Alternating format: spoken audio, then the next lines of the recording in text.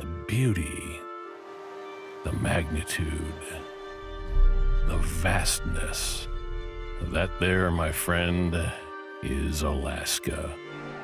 Indigenous people refer to it as the Great Land. And for every snowboarder, this is it. Great indeed. Today, we reach the summit of our journey, one that started in Jackson Hole, where we saw an all-mountain throwdown. And he stomps it. She's showing us that this is what the future looks like. We followed winter north along the Rocky Mountain Range and west of the Monashees to Baldface Valhalla, where we got to see what it takes to explore these lands. Yeah, Robin! It all went well. Now, 7 of the world's best riders earned their chance to claim victory, to be distinguished as the world's best full-spectrum snowboarder. Oh, what a rush. Will Youngblood take the reins? Damn, you are smoking us! Or will experience reign supreme? Friggin' sick, run. The journey ain't easy. But heck, easy isn't why we're here. Watch out, snow is super rippable. We find ourselves at the Tordrillo Mountain Lodge, looking up at a blank canvas where history will be written. Oh my God! This is the final stop of the Natural Selection Tour. And today, we crown champions.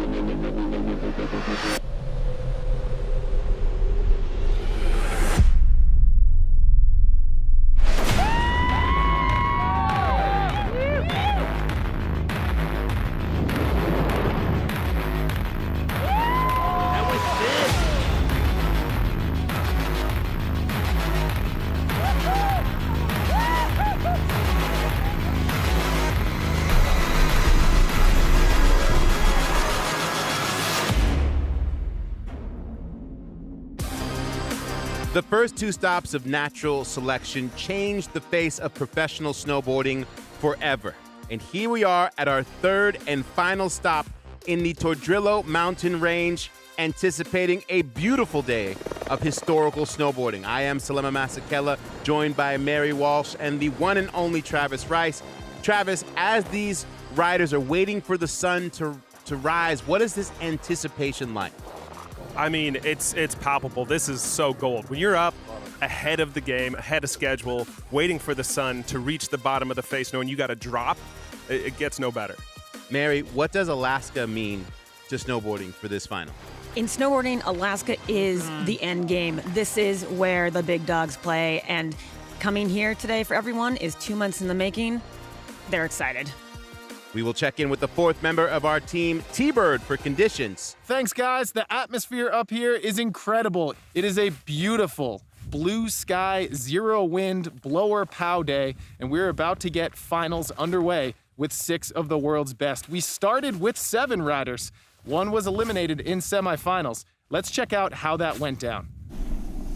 Thanks, T-Bird. In the women's semifinals, look at that bracket. It was Hannah Beeman, Robin Van Gyn, and Zoi Sadowski-Synnott. Of note, you remember Jackson Hole stop 1, Robin Van Gyn going down to Zoi Sadowski-Synnott, who was a wild card, Mary.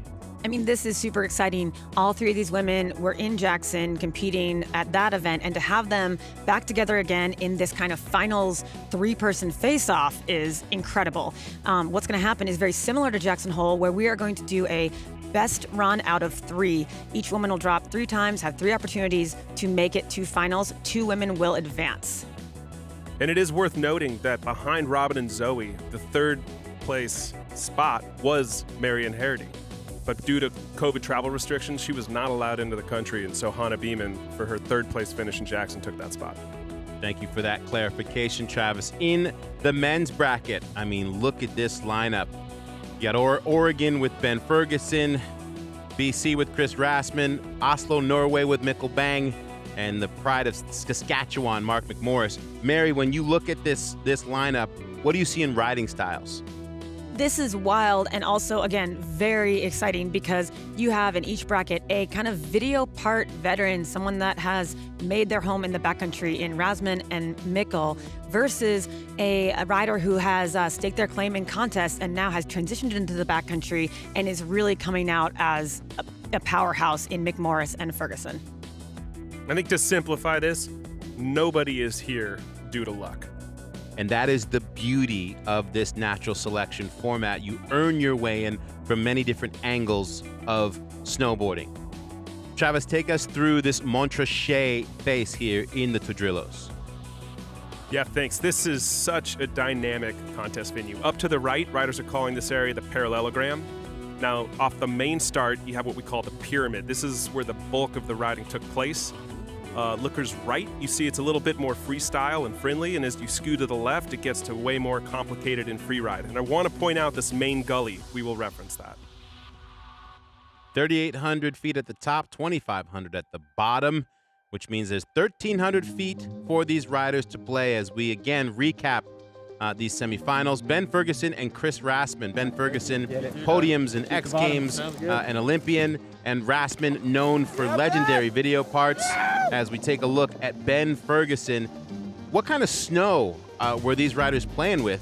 As again, this is the first time they're hitting this face. Oh, well, definitely good enough for an effortless stomp here. And I want to point out, Ben is taking a more rider's right line down the face here.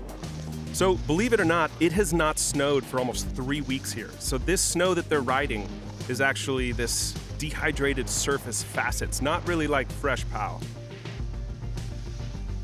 Ben Ferguson, just really one of those riders who has incredible board control that transfers somehow from a super pipe to a big old 40, 50 footer. Wow. That was massive. Look at his kick out. And just, you know, it's such a game of inches up here when you're looking for tranny to land on. How do these riders know where they're at?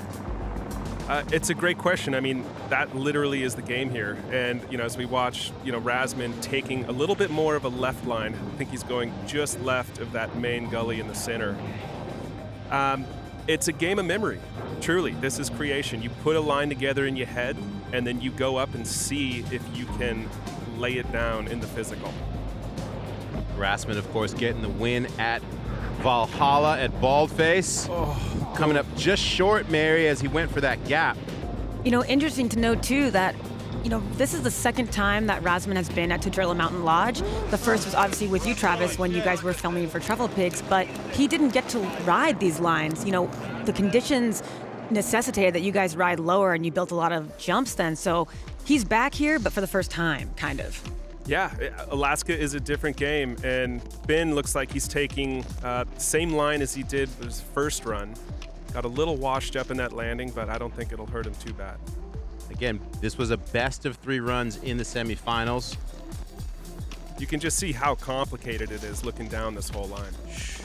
And this is where Ben Ferguson's board control really shines also. I mean, you know, I watch him doing this, and I think immediately of the way that he rides Bachelor, his home mountain. Obviously, this is, wow, it just gnarlier, crazier technical lines, but that same control is present. Oh, that backside 360 off that little bump was such a nice little ender. Yeah, he's the psyched judges on that like run. it. He's psyched on that run. He's building momentum. That one felt good for him. What kind of pressure for Chris Rasman now after that second run when Ben was already in the lead? Yeah, it looks like Chris is going to take the same ridge as his first line. Different exit though, and again, that's what's so tough. All of these are on-sighting errors. So this is the first time they're hitting these things. And it's tough to get the transitions to line up. That was beautiful. Rasman really personifies the kind of, meeting of big mountain riding and freestyle, I think, and that's evident. And as you saw, that second run score for Ben Ferguson, a 90. So he's kind of got room to play here, but he wants to put as much distance as he can between himself and Rasman, so he's only going to try and up it. Which, beautiful improvement on it right there. A little washout, but he's still got control. I want to point out, too, the gullies, the runnels of these are compromised snow. The snow is not as good in the gullies here. Why is that, Travis? Well, it's a different approach than, say, you take in the Rocky Mountains, where here, up on the ridges, like you just saw, been really psyched on stomping the 3 off the top there. The snow stays soft. It isn't disrupted on the ridges, where the gullies constantly has sloughing and wind almost hits the gullies a little harder. So more compromised snow in the gullies. And I'm curious, that run might have been enough to improve upon that 90. We got Rasman coming in. I know he's hungry. What you heard there from Ben Ferguson was respect. Respect for the power of Rasman, and then also we know that Chris won the second stop at Valhalla. This is a competition, of course, but as we've seen at the other stops at Jackson, at Valhalla, being in the backcountry is about collaboration. Ooh. Travis, what happened there? Oh, it looks like he got hung up with the variability of snow. These takeoffs are nature made, which means anything's possible. Exactly. Ferguson, 88. And with that 88, Ben Ferguson is on his way to the final. Nothing but respect, of course, between these two. It was a great first semifinal. Dude. And that's it. The game of risk and reward, right? I think Rasman took a few risks and didn't work out for him. In Heat 2, it was Mikkel Bang and Mark McMorris. Mark, of course, winning at Jackson Hole. Mikkel was arguably the trick of the event with that 360 rock smash. As we start off with the tall man, Mikkel Bang. So much anticipation to watch Mikkel at this final stop here in semis. He is an icon of backcountry riding and has, proven his prowess in Alaska through so many video parts. Yeah, and so Mikkel taking a more riders left line approach. So he's left of Rasman's line right here. What is it in particular that you can point out about Mikkel's style? Well, right there. He's one of the tallest guys in the game. And, you can see right here, he's not holding back. And again, this is something where from the air, from the front, an air like that looks like there's a landing, and you learn as you go. He just learned that landing's too flat, and I don't think he's going to try that cliff again. That was really fun, but so much bigger than, a lot bigger than I thought. Well, you heard him say right there, he said, that was a lot bigger than I thought. He's going to go similar area to where I went. Yeah, Liam. Yeah, Scott.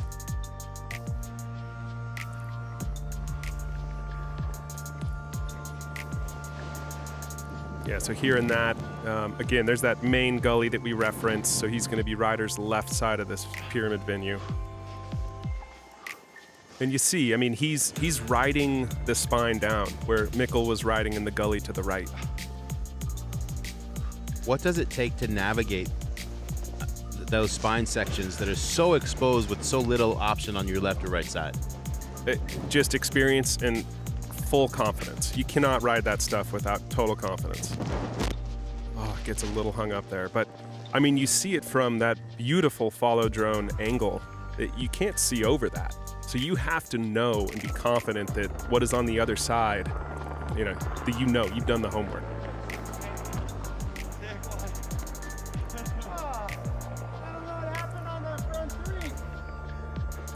The middle of your run is not the place to decide, I don't know if I really want to be here. So I think both these guys are obviously trying to improve upon their run. And looks like Mikkel's taking a new line here. Little back seat, but it's a beautiful cliff. Now, like Mark McMorris, over a decade ago, Mikkel also started in the competition circuit. I mean, he's won the U.S. Open slopestyle. He's competed in X Games. He has medals. But he really transitioned fully into the backcountry after that, and here we are. And there you see his trademark style on that backside 360. I mean, Mikkel Bang is a snowboarder who has been known to the world in this community since he was about 12 years old, and only continues to build his name.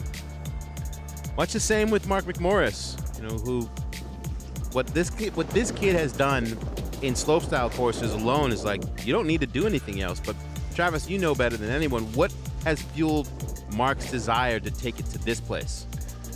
Well, it's a good point. I mean, I think, he's done about everything there is to do. Ooh! And that just getting a little away from him, but great line. Stepping up on what he did last run. This was that back set. I mean, they're going to give him some points for that.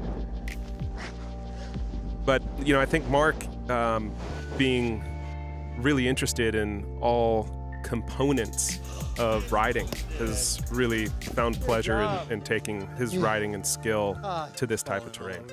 And you could see that in that run, that ability to bring some of that slopestyle prowess into this big, massive range.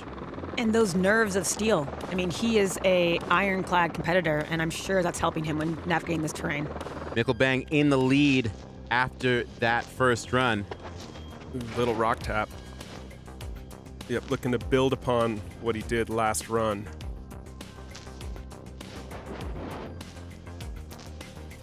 Is there a little bit more confidence in revisiting that same area where you began?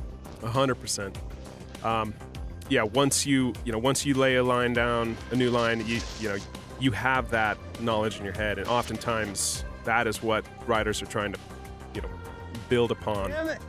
And yeah, it's interesting. I think Mikkel kind of left the door open. Well, there you go. I mean, you could tell he got thrown off his line at the bottom, and that's frustrating because he knows I have to be as perfect as possible when I'm going up against Mark. Oh, and he smells blood right here. Yeah, you can never discount Mark. He will come through in the clutch. He is a last run competitor. Doesn't stop until it's over. That's interesting, him stopping and looking left right there. I think he might not be where he wants to be. I mean, and that's interesting too because, Travis, how much time did they have to kind of do recon to look at this before they dropped in? Only about 24 hours. They got to look, and this was where Rasman went, and oh my God. Wow, What? That was enormous.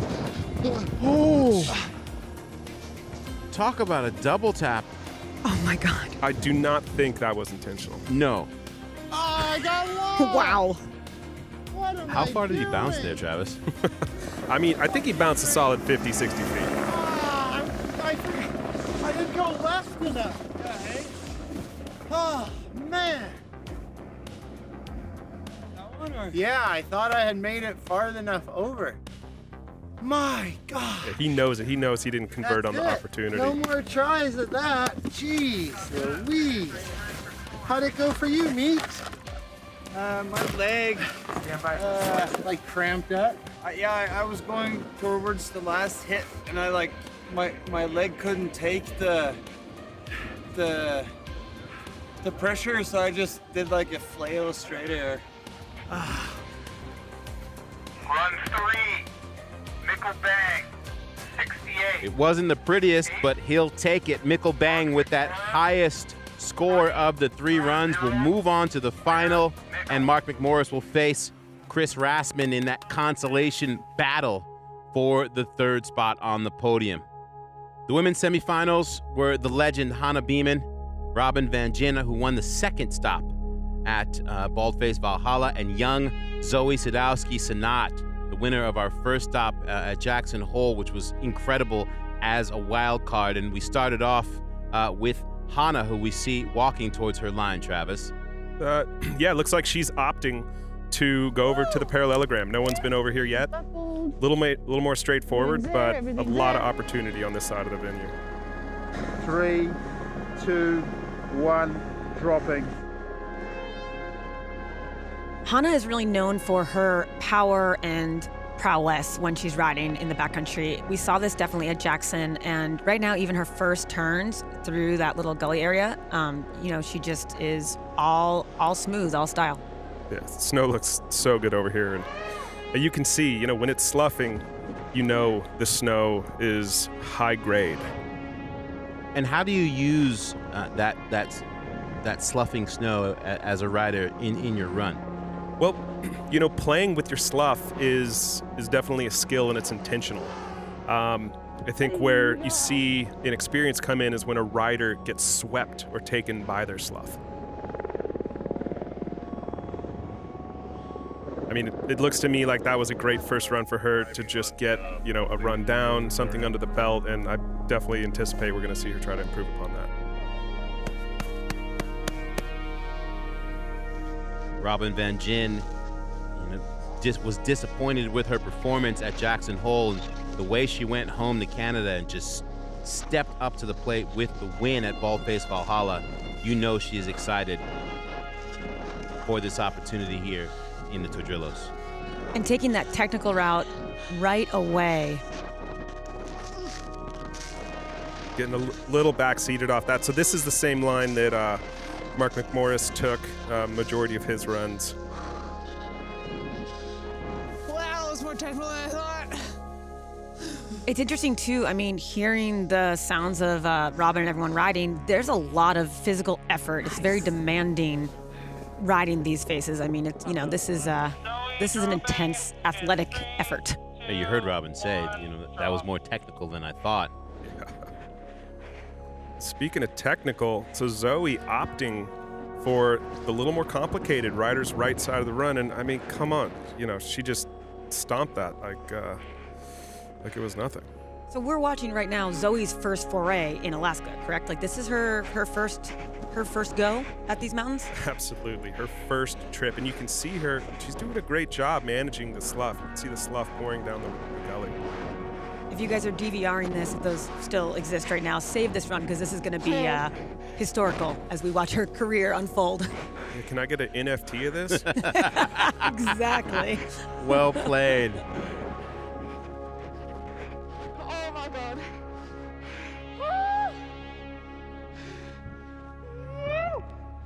Incredible that this young woman could come to Tordrillo Mountain Lodge fresh off of a win in slopestyle at the World Championships and put down that first run, first place with an 88.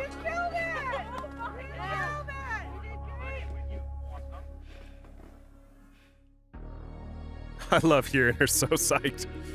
Oh. Amping.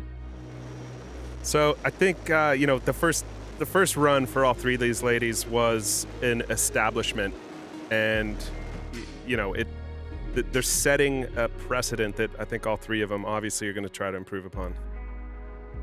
And for run 2, we see Hannah back at the top of the parallelogram and dropping in, kind of picking her way down the top of this zone.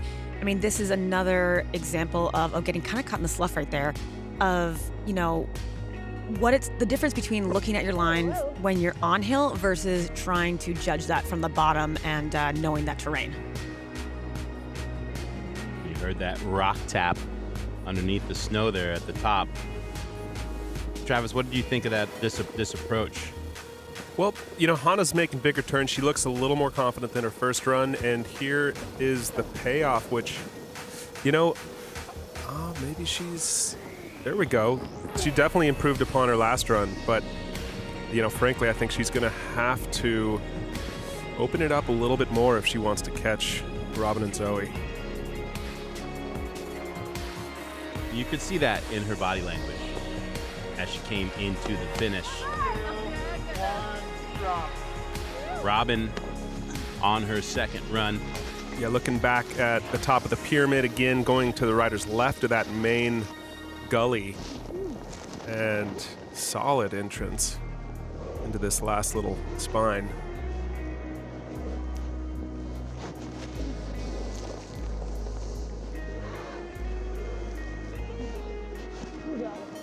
Travis, you spent a lot of time riding with Robin when you guys were filming for Depth Perception. And, one thing that always impresses me is, awesome method, is that, she always is kind of really pushing herself, it looks like.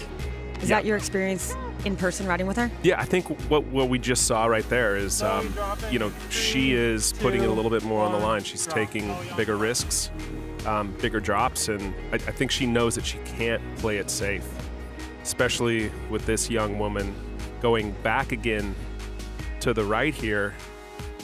And, I mean, it's a solid, that's bigger than I think anything Robin did on her last run. Zoe's really fearless, and it's incredible watching her first, dip her toes into Alaska. But I should say she's really just jumping completely in. I mean, that is a giant drop right there. Yeah, and you don't stomp those types of drops without a level of confidence. There's not an air or thought in her head, if I'm going to land it. She's already looking ahead, assuming that she's going to land it. It's a big difference. And I love the way she really commanded control in that belly section. Big, fast, strong turns. And you could hear her confidence.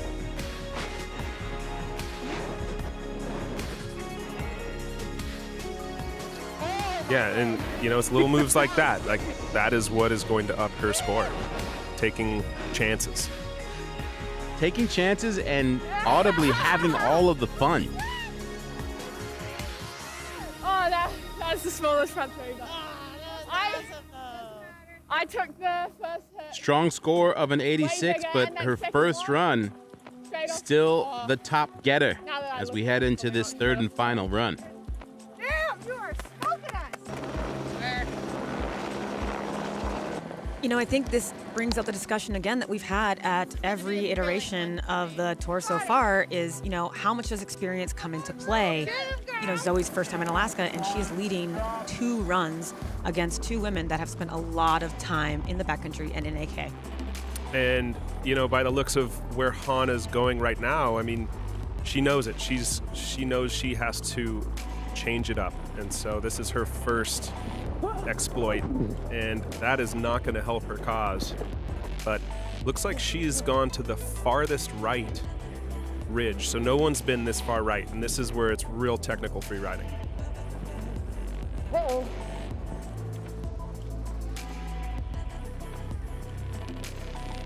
It's so interesting, comparing this to a video part, like getting to see that moment of her taking a beat to look at where she's going. I mean, this is something that we don't ever get to see as viewers.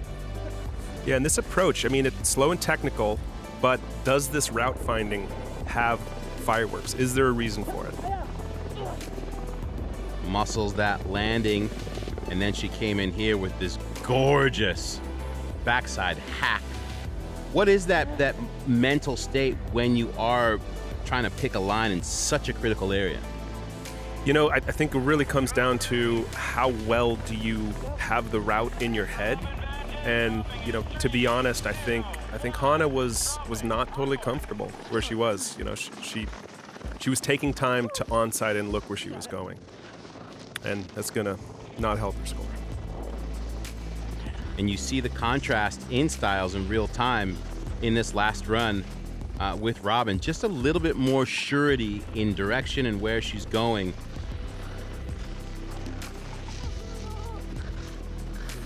Saving it. Getting a little hung up on the front foot. A little too much pressure on the front foot. Wow, heading to a big drop. Doesn't quite put it down, but it's really still impressive just watching Robin go for it. Oh, perfect. Little backy. Huck the backy, why don't you?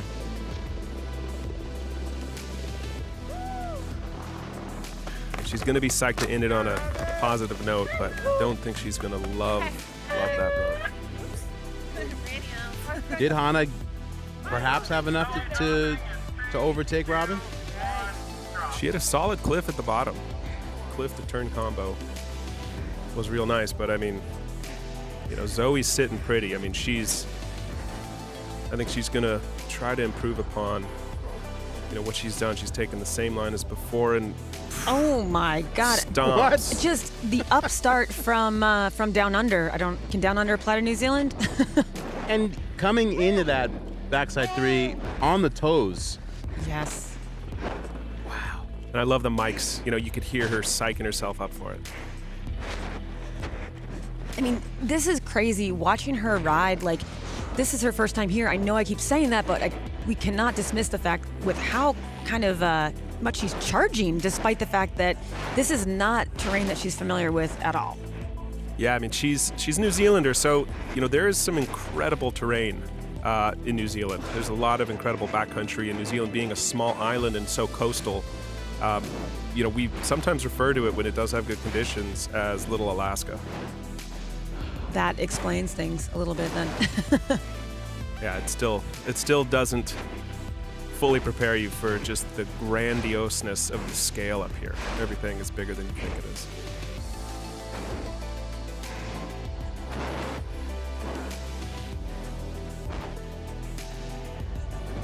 Wow. I mean, This kid is just not afraid.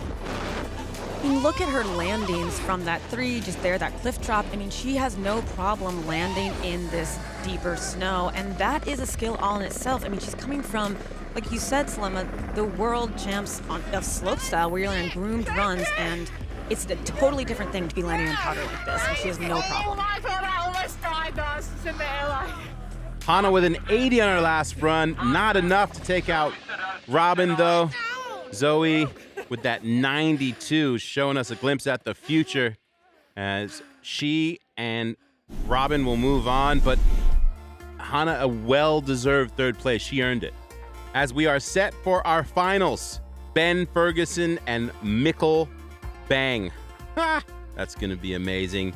And battling for third as well, Chris Rasman versus Mark McMorris. And Travis, that's going to be just as much of a battle as the final. I mean, these are both final bouts here. And, you know, throw some insights here. I mean, this is what Chris Rasman does. This is the type of riding that he's been so dominant at. I got to think that this is going to play towards his skills. And then between Ben and Mikkel, I mean, Ben has been charging so hard this year. And Mikkel just came off a month more or less on the couch in Oslo. And in the women's final, Robin Van Gyn and Zoi Sadowski-Synnott. Literally like backcountry queen in Robin Van Gyn and Zoi Sadowski-Synnott, who's announced this year, I am here to play. And we are coming full circle completely all the way back to the first stop at Jackson Hole when these two went head-to-head in the very first round, and Robin was knocked off by the young up-and-comer from New Zealand. So here it's like, what's going to play out? It could go either way with these two women.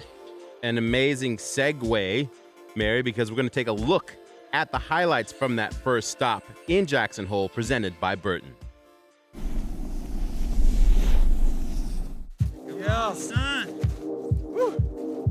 Of the 24 riders who were invited to Jackson, 5 of them were Burton riders, and 4 of those 5 got a ticket to Alaska. Yeah, it looks so cool. So we got Mikkel, incredibly experienced in the backcountry. I was up against Mark. My approach was kind of to do something a little bit different. Oh! No one is taking that line. Went for it the second time. Oh, and he holds on to it. Yes. Luckily got it going. It's really big, yeah. Mark McMorris, one of the most solid competitors maybe of this generation. I was up against Travis. Everyone was pretty much RIP Mark. If you're dropping after Travis Rice in his home court, that is pressure. I rose to the occasion and beat him in that head-to-head. Mark McMorris, your champion! Winning in Jackson was a massive career highlight. Maybe it'll burn off and we get to go. No. Ben Ferg, coming from the half-pipe side of things, really kind of blowing minds with his ability to take that edge control into the backcountry. I was super nervous, didn't know what I was going to do. Ben is on one today. He came with a different mentality. I ended up doing really good. I got second in the event and I qualified to come up here. Good riding. That was so fun. On the women's side, we had Zoe and Marion getting the tap to come up to Alaska. Unfortunately, Marion wasn't able to make it due to some new border restrictions, so Hannah got a ticket to Alaska. I qualified to come to Alaska because I got 3rd place in the Jackson event. Huge wildcat. Beautiful landing. Marion, I'm like so bummed for her that she couldn't make it, but I'm also so stoked for myself that I get to come up and be a part of the Alaska event. Whoever's in charge, can we do some quiet runs? I mean, Zoe honestly came out of nowhere. She originally didn't even have an invite. Yeah, I hadn't really had much experience in the backcountry or anything. It was domination from start to finish. Your champion, Zoi Sadowski-Synnott. Pretty crazy that I ended up winning it. It's just a dream come true to ride with my favorite snowboarders. I mean, I cut my teeth at Burton. I worked there for 13 years. I worked for Jake, and Jake would have loved this. And he wouldn't have loved it just because Burton riders did well, although he for sure would have been super hyped on that because he was himself very competitive. But Jake loved snowboarding and he loved growing the sport. Yeah, I mean, rest in peace, Jake. He would have loved natural selection. From that first stop at Jackson Hole, we were able to bring 3 men and 2 women. But our second stop at Baldface Valhalla in British Columbia was a different format, one that was necessary to pivot in the time of COVID, as we were able to add 1 more man and 1 more woman to this final dance.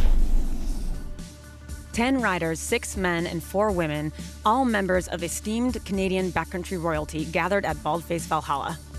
And look, these riders are veterans of the video part, and essentially that's what this was. It was a video contest held in what I think is one of the greatest untapped tenures in BC, and it was an even playing field. Nobody had ridden this area.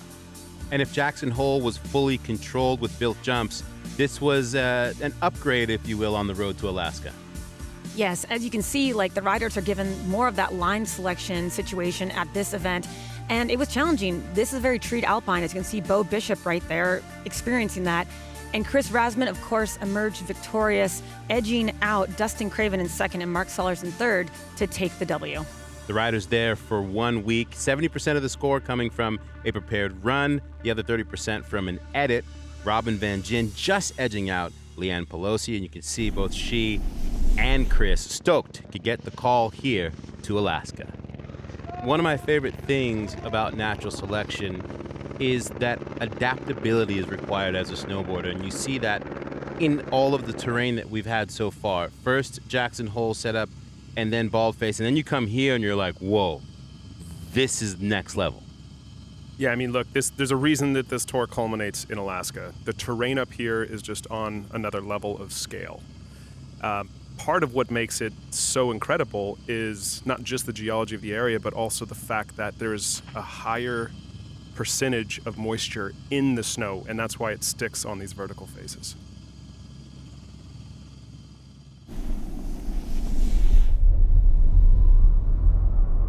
Alaska, the last frontier,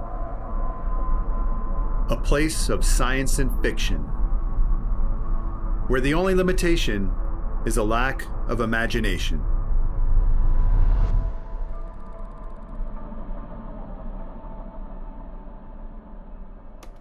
"60 million years ago, this area was an ancient seafloor.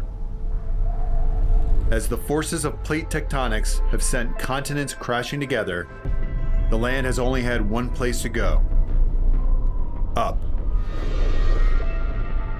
Here in Alaska, the boundary between the Pacific Plate and the North American Plate is the driving force behind both the Aleutian Island chain and a majority of the state's largest mountain ranges. Vast monoliths of granite and igneous rock that host many of the tallest peaks in North America. Carved out by glaciers and blanketed by some of the most consistent snowfall on the planet. Nestled in the heart of this vast wilderness is the one and only Tordrillo Mountain Lodge. A short flight from here leads to the legendary range from which the lodge takes its name. Boasting over 1.2 million acres of rideable terrain, the Tordrillos are by any standard as good as it gets. The range is a primary beneficiary of a phenomenon known as the Pacific Decadal Oscillation, a semi-permanent low-pressure system called the Aleutian Low collides with the polar jet stream and creates a recurring pattern of climate variability. In simpler terms, it means the Tordrillos are constantly bombarded by storms and receive over 600 inches of snow annually. An infinite amount of converging factors make Alaska the most challenging and rewarding location on the planet to push the limits of snowboarding. A billion years of geological history is compressed into decisions made by the millisecond. While timeless and unchangeable forces have all led to the present, it is the actions we take in this moment that shape the future.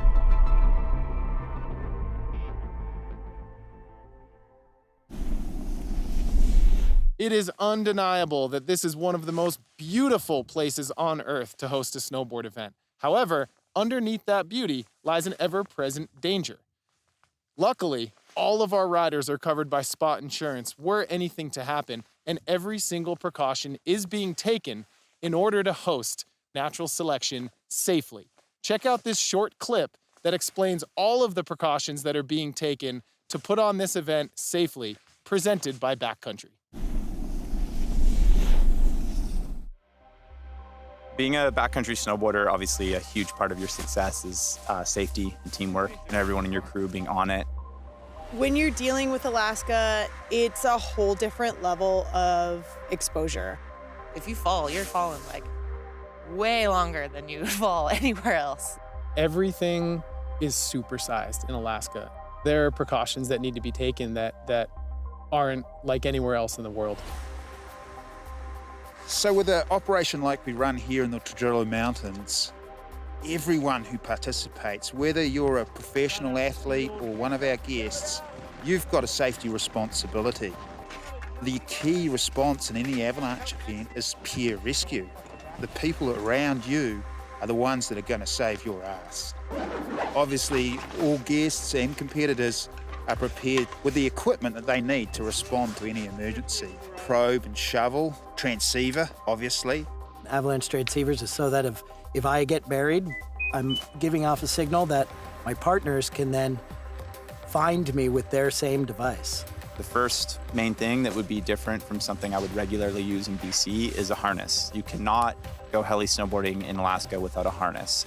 In the unlikely event of someone falling through a bergschrund or a crevasse, we've got a really easy, quick response for those people. Having that harness on just takes out a whole sort of time element that you might otherwise have. And we add to that a mandatory requirement that everyone wears an avalanche airbag of some kind. The ARVA vest that we provided for all the riders, obviously a little different than the vests that they rode in BC and AK, a little more functional, full airbag built into the vest. An avalanche airbag is essentially a balloon that pops out of your backpack when you pull a trigger. The airbag makes you bigger than all the chunks around you. It also protects your head and your neck. That greater surface area, one, it does keep you on top of the avalanche debris. And secondly, it provides a bigger target area in a search so that you've got a greater chance of being found. As amazing as airbags are at saving lives, the idea is you never want to have to use them. You still need to apply your same rules. You still need to dig pits. You still need to do snow checks. For natural selection, for example, we completed both slope testing with snow pits and profiles. We're looking for weak layers. Weak layers are usually formed during dry periods. So you're looking for these layers in the snowpack that could fail when you put a person on them or when they hit the right spot. As we came into the final sort of event window, we were really lucky to be facing some well-settled snow that was adhering well on steeper slopes.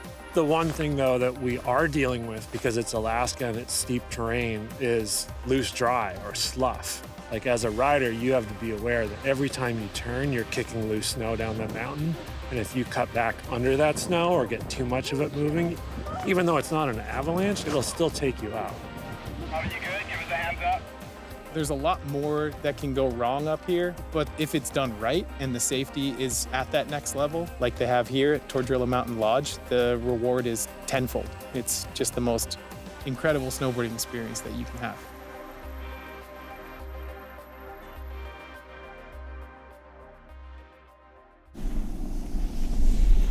The mountains in the Tordrillo Range are so much bigger in person. And this face that we've picked out for our finals venue, it's steep, it's deep, and it is littered with features. We want you to see exactly what it's like to rip this face for yourself. Check out our GoPro course preview. Thank you, Tom. Travis, what makes this particular face special for this final?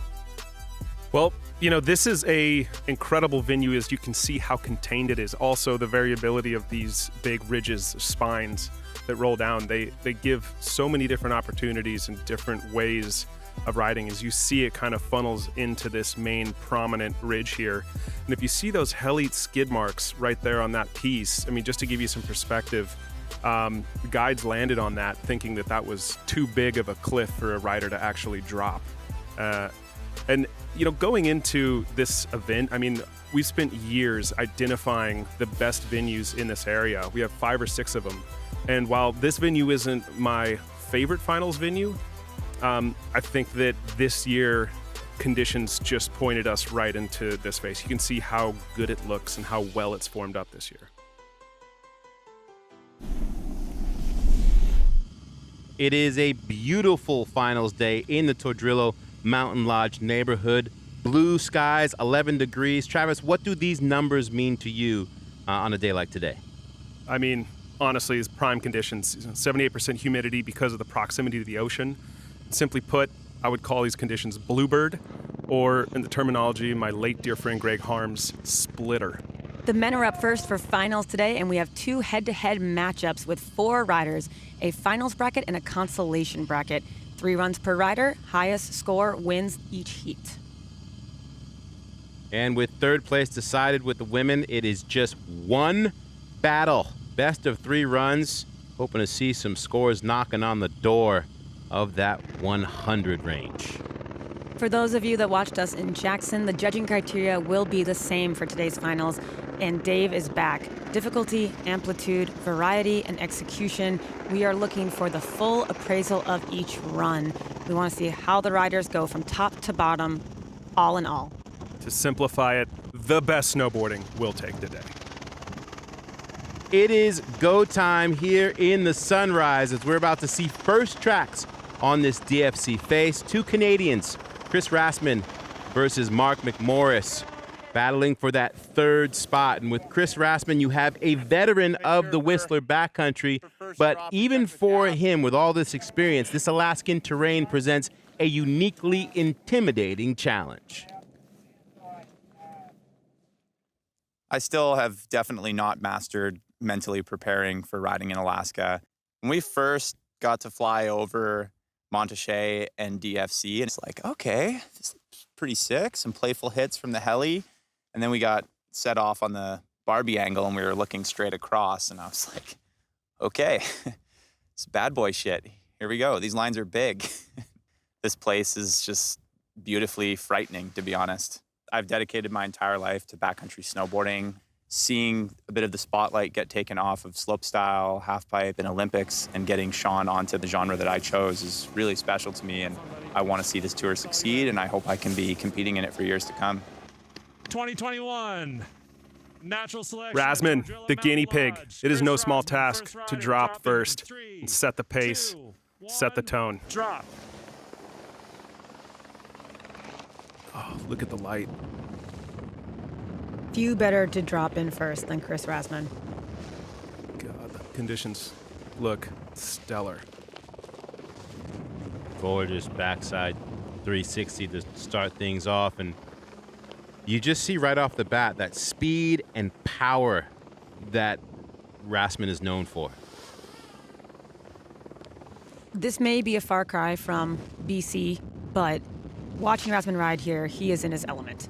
He is definitely combining the fluidity of these turns and terrain navigation with his penchant for freestyle. Like, it's uncanny with him.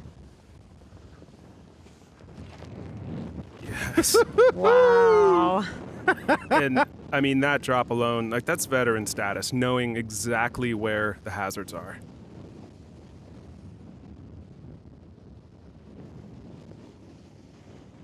Well, if that doesn't look like a dream run right there, I don't know what does.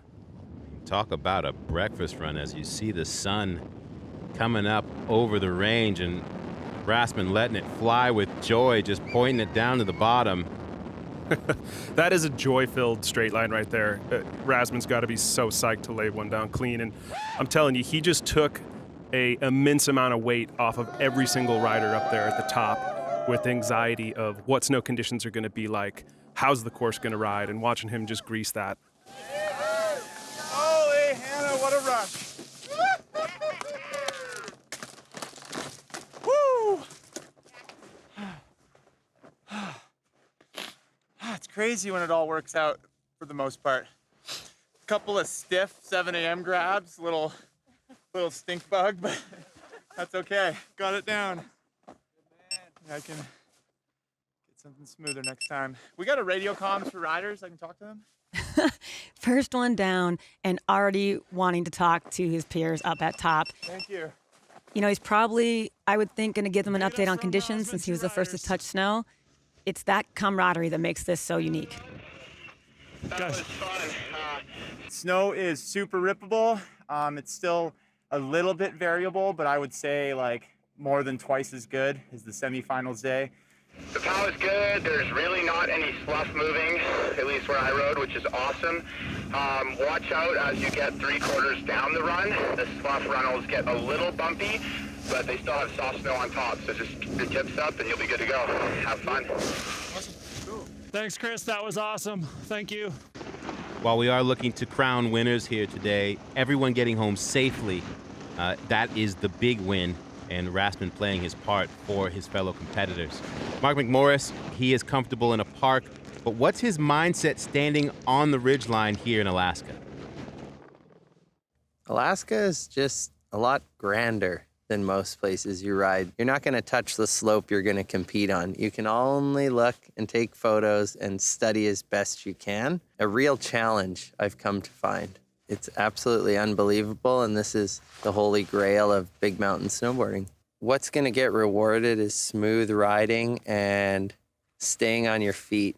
Not necessarily going for the most technical things all the time, but riding the course smooth and having good flow and creativity. That's what I'd like to bring to AK, and that's always kind of the case. I just want to ride smooth and have good style and make it look effortless. Come on, Sparky. Yeah, I mean, he hits the nail right on the head. You know, it's about visualization. But the bonus component is, you know, you put a line together in your head, and it never goes perfect. It's about how these riders adapt to the changes and things that don't go perfect. That's really what I think is going to crown the winner of this event. I love that perspective. It's like you can have a plan, but the mountain doesn't really care about your plan. Getting a little hung up, but I mean, come on, this is a dreamy powder park. Yeah, the snow looks amazing right now. And, I mean, gosh.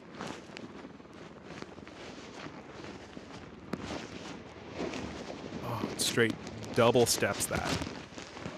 Again, you see, it's really good snow conditions, but it is variable. And I think you're seeing the same thing here as you did in the semis day, where, you know, conditions are really good on the ridges, and down in the lower areas where there's been sloughs, it's disrupted the surface snow. Travis, that's that feature you pointed out during the wow. That was a no-fly zone, correct? Exactly. I love that he saw the heli skids is like, yeah, I'm going to use that to punt off of. I mean, to the moon. That's classic Alaska. You know, you think something is a certain size, you go off of it. There's no trees to give you any type of perspective. And I mean, that was a massive, massive drop. It is that best run of 3.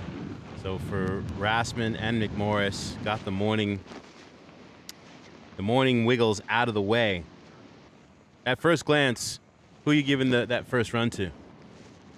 I mean, Rasman just completely greased his run. He's psyched. I know that he's got more in the tank. So he's really building off some momentum. You know, Sparky here, after that massive freaking air, I think he's probably going to recalibrate a little bit on his next line. Yeah, lay back. Well, let's have a recap of these first runs. Drop. Chris Rasman, he said a couple of stiff 7 a.m. grabs, Mary. Yeah, you know, judging by watching though, I wouldn't tell that he wasn't fully ready to drop in. He opened up the course so nicely. Gosh, looking at that POV angle just really gives me the jitters. Beautiful run by Chris Rasman. Yeah, he's on point. I mean, when you see riders hit tranny and it doesn't even look like they have to, you know, take an impact, that's mastery. Rasman really making the man boys proud. And of course, fellow Canadian Mark McMorris. I mean, making it look kind of easy up the top right here. And then he went for this no-fly massive cliff.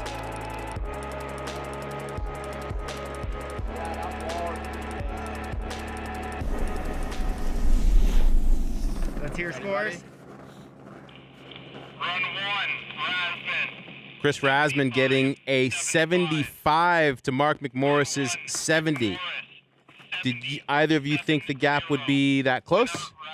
Yeah, I actually didn't think it was going to be that close, but, you know, in hindsight, you know, McMorris fit in another air. I think he had one more key feature than Rasman, and Rasman's was butter, but he can definitely build upon it.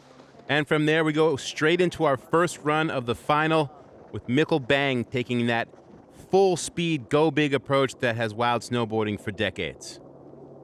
Getting ready for this event, like mentally, my strategy has been to look at it like I'm just out here filming.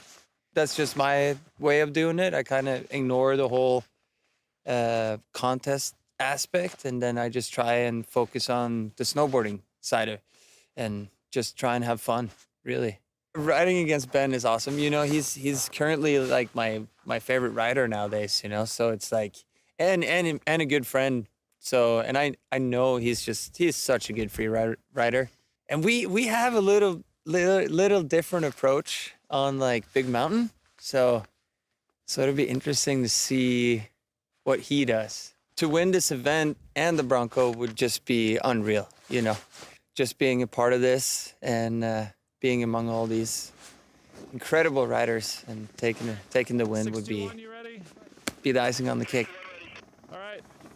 Mikkel Bang dropping. And while it's definitely been a while since he's donned a bib, do not let him fool you. He is a veteran competitor. Multiple X Games slopestyle medal winner. As we said before, he has been making his mark in snowboarding since he was 11, 12 years old. He looks ready. Beautiful. Yeah, he read that transition a lot better than Mark. I mean, Mikkel really is at home in this type of terrain. His eye for navigation and finding the line that he wants to ride, and that really complements his style, is incredible. Yes, the gap. What he just did, that is something that I love. I have the most respect for when you do any type of gap riding and catch a tranny. I love that approach. Wow. How about gorgeous. The window, for that very tight window in that landing of that backside 360? Yeah, precision. You know, for not having ever ridden this area before, he makes this look almost easy, and I know that it's really not. It's so impressive. He's such a fluid rider. And again, you know, he's psyched right now. Riding this out after, you know, greasing a first run. I think that's really where, you know, competitors feel the freedom to start to build upon each run. And it is most snowboarders' dream to be able to ride that gorgeously in their regular stance, let alone deciding to come in switch because your back leg is sore.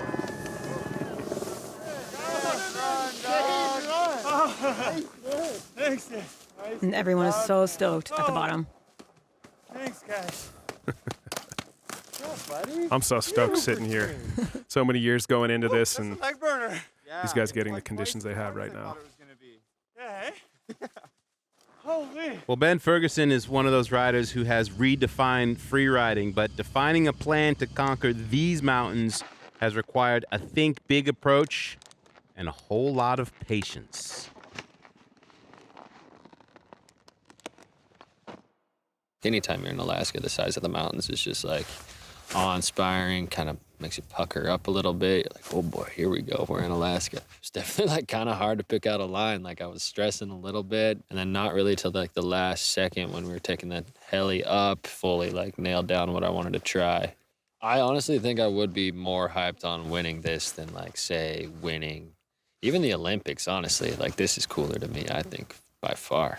You know, this is like the next evolution, I feel like, and hopefully this continues on. So I think this is something really cool to be a part of from the get-go. Get it, Ben. Have fun, buddy. And that is a statement made by an actual Olympian. Not someone who like, well, I didn't get invited to the dance, so I want to sound cool. Like that's an actual Olympian making that statement. That's pretty incredible. That's got to feel pretty amazing to hear, Travis. Oh, I'm on cloud 9 right now. Look at this. And look at that. Oh, gosh. Classic Ferguson. Cloud meth. That was gorgeous.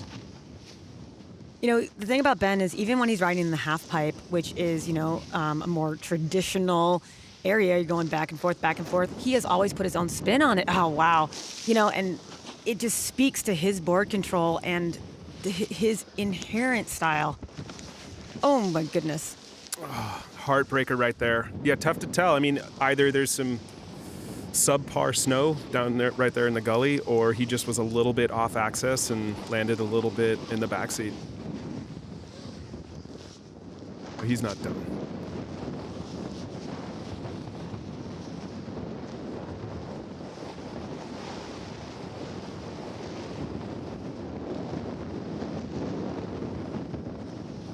Yeah, he is a man who knows how to turn his snowboard.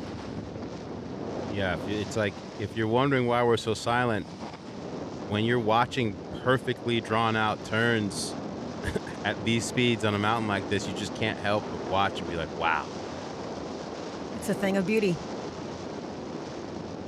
Yeah, and it's a beauty of this format. You know, best of 3 runs. So he's definitely going to take the momentum he had up top and bring it to his second run. Nice job, doggy. Woo. Sick method, dude. Hell yeah, Ben. Yes, sir. Mutual Admiration Festival of 4 as we head into the Yeti recap. Mikkel Bang, he was feeling it right from the get-go. You know, and I really like this run, you know, aside from the obvious touch point features here, his lines, you know, he's drawing these like 500-foot radius turns between features. There's a lot of fluidity. This is a veteran take on this slope. I mean, it's like I said before, he looks really at home. And of course, Ben dropping in and ready to put it all out on the table as well, and coming out with that classic Ferguson rudder arm and a beautiful method. Yeah, let's see that again. Yeah, the manner in which he just attacked the top half of the course. Catch and tranny. That's what I like to see. I think he was just a little off axis on that. Snow still looked pretty good. Well, this first run is definitely Mikkel's. It's just a matter of the number, which is an 80. And Ben Ferguson's got some work to do. You know, that is significant daylight between the two riders. Mikkel's got to feel pretty good about that, of course, owing to Ben's fall. But I think additionally, the way that Mikkel rode the face and kind of really utilized the terrain, I'm sure, you know, worked up his score a bit. And you see Ben just looking right up top and taking pictures for what he would like to do in that second run. Snowboarding's core brands have been crucial to helping us reach the heights of this sport and where we're seeing it today at Natural Selection.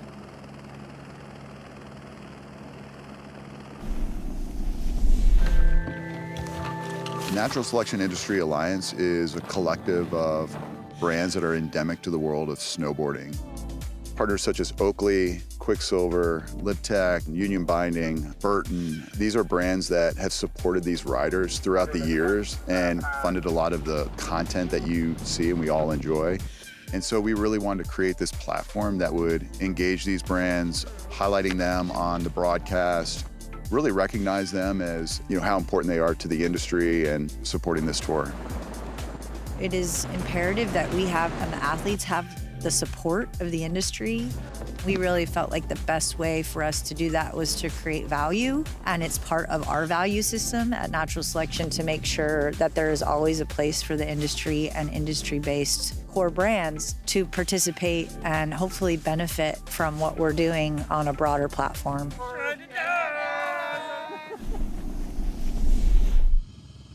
And the door has been held open by the men for our women's final. And what an incredible matchup between 35-year-old Robin Van Gyn and Zoi Sadowski-Synnott, just 20 years of age. And Robin riding a wave of opportunity, getting a second chance on her home mountain to get here to Alaska. So in Jackson Hole, I was actually eliminated. And basically any international athletes couldn't come into Canada, and they had this Canadian event all teed up.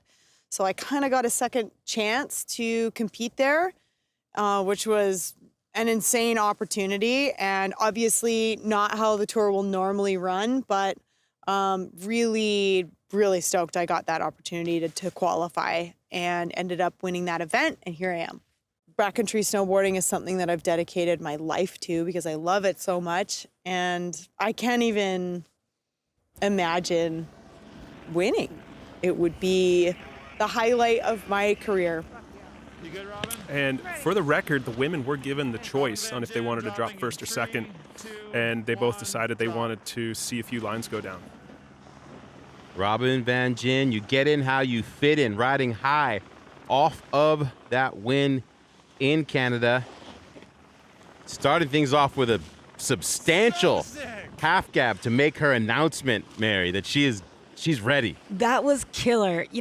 I love watching Robin ride. She just, sends it.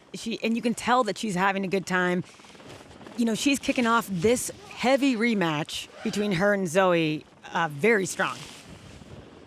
Yeah, seeing her psyching herself up top, and you can see it is variable, but it is really good snow. Some slight sloughing, teeing this up. She's not going to be too psyched on that method, but there's a lot of course left. And 2 more runs also, but I'm sure after the semifinals performance that Zoi put down, I'm sure Robin's feeling the pressure to perform. Oh, she's eyeing this up. Ooh. She is, she's, the beauty of Robin too is she's so inherently critical, and she's going to make fun of herself for that backflip. And the GoPro footage will probably be pretty fun to watch. It's tough. Natural takeoffs. That at the end of the day is what makes this such a, full spectrum challenge. Ooh. And that right there, seeing the chunks toss up after her little tomahawk, she's in some variable snow over on this side of the course. You can see that. It's, we call that windboard. And when you describe that variable snow, how does that affect you in the moment when suddenly the snow is different? It's instant feedback.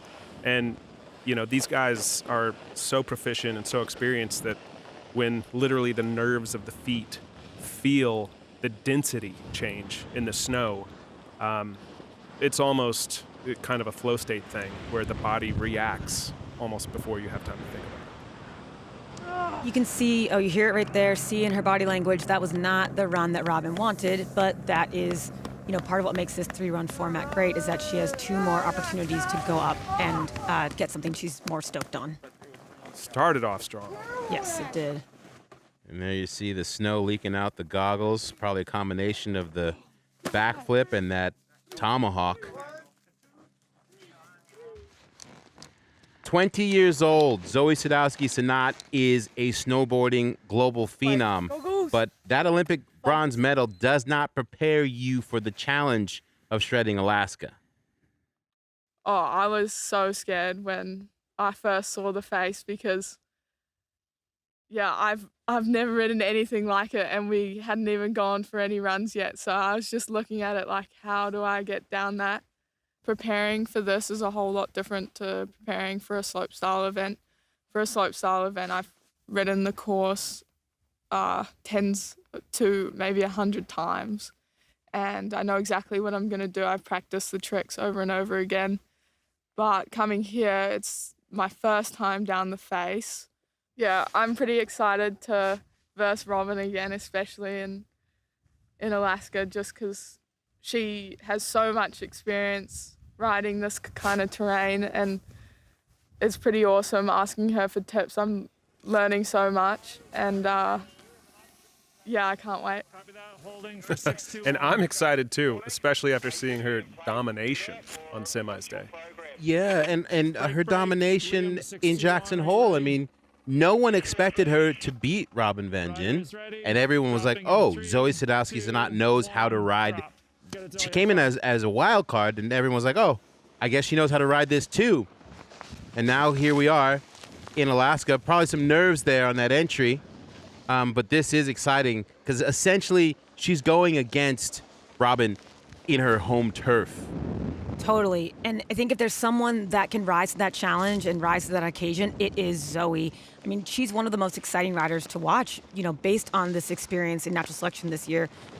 Male or female, she is so exciting.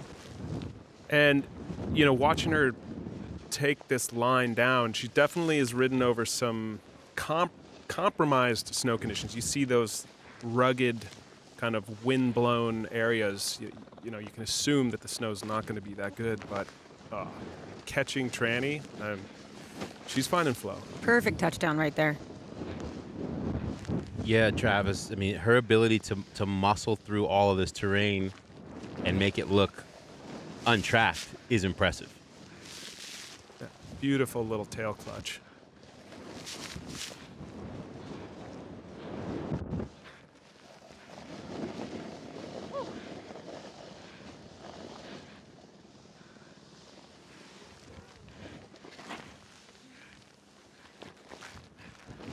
Her riding coming down the face too is also very playful. Like she's kind of like, you know, finding each and every hit, even the smaller ones, you know, which is it just looks like she's having fun. Yeah, she's magnetically drawn to features, and I appreciate it. I appreciate that about her riding. Great way to put it. Well, you heard Mikkel Bang earlier complaining about the leg burn. And I'm just going to assume that maybe Zoe's got a little advantage at 20. Maybe the leg burn doesn't come in to play due to youth. I mean, she looks psyched, you know, the bobble up top, but all in all, that was a pretty good run.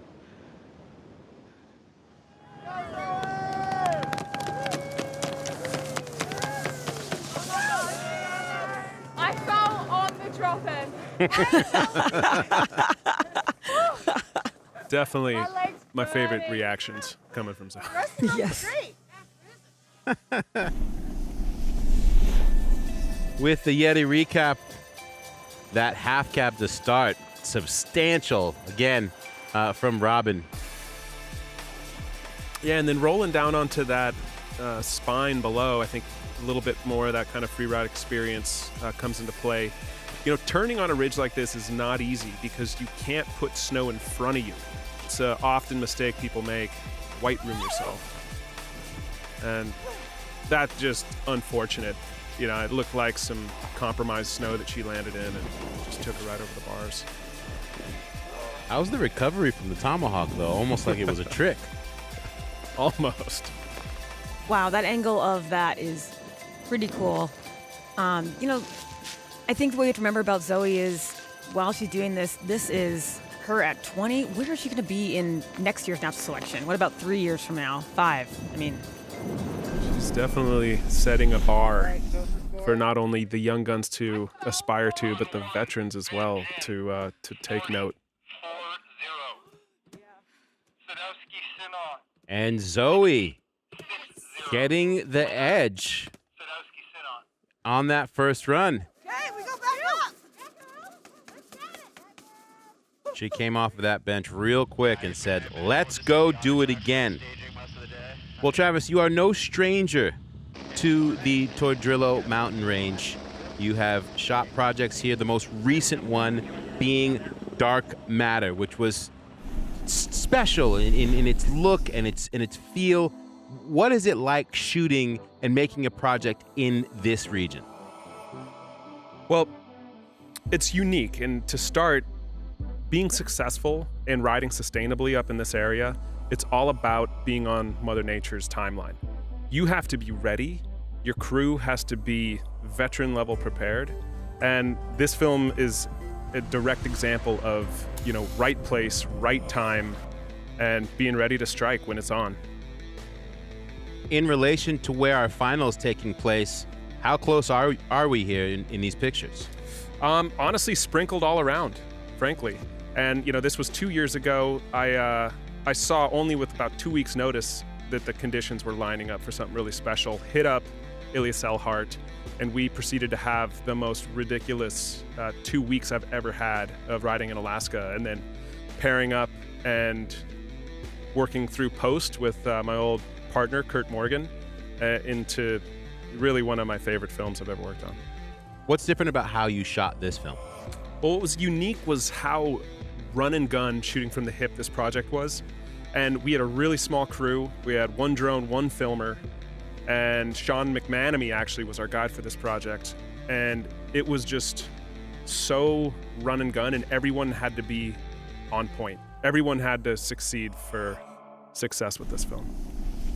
A classic project. If you haven't seen it, I suggest you watch it immediately. And that helicopter signals that we are back for run 2.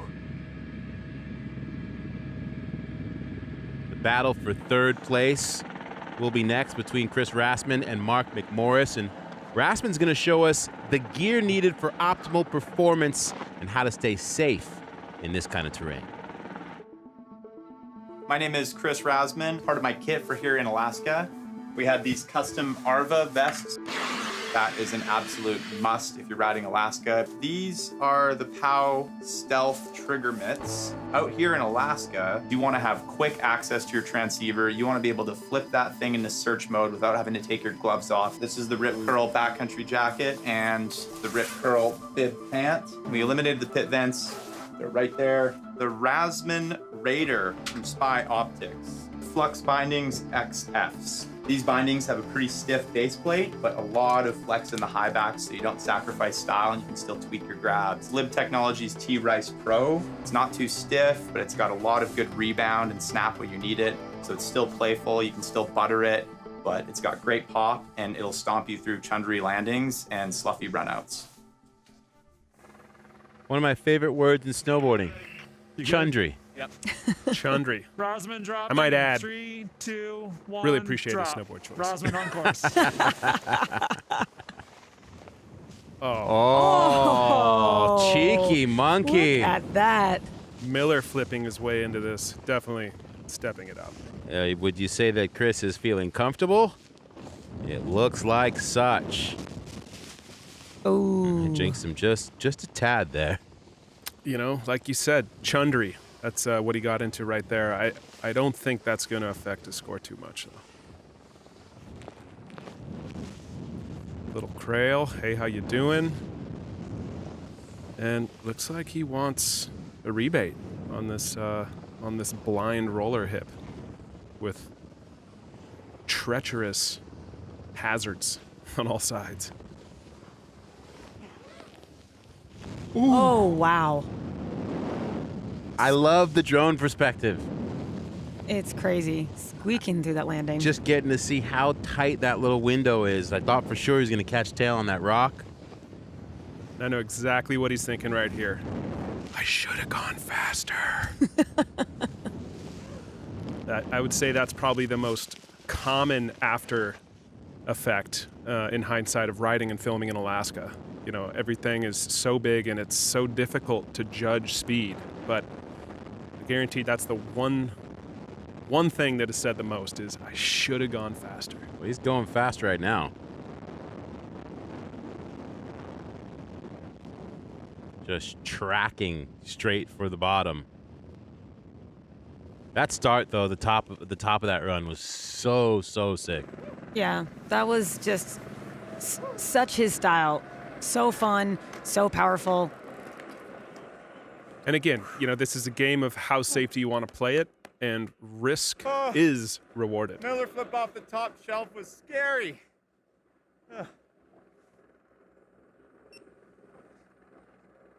Scary and made it look casual. All right, Mark. Smooth is the way to ride.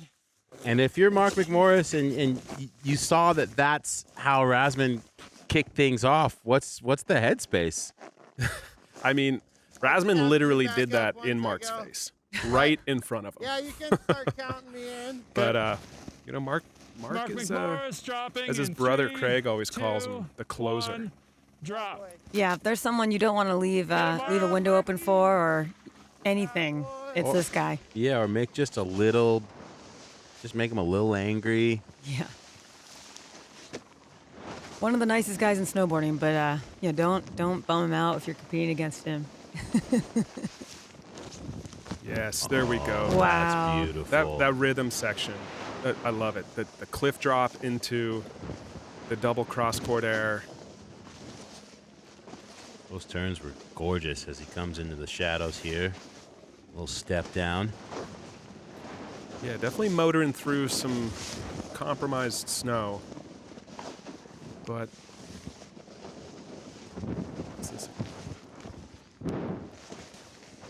Stomped. There we go. Maybe not quite as juicy as his first one, but it looks like he heading wants back this to the again. scene of the crime. Oh my! Oh wow! Oh Stomps the my shit out of God! That was nuts. Oh my God! And you saw he just said, "Okay, I just got to pull up on the speed just a hair so I don't land out in the flats." He took that landing. That landing was not given. He grin and bared through it. And he made it look casual. Wow. That was mental. Into trying to set a new land speed record. See that aerodynamic? Did you see the way he left the drone?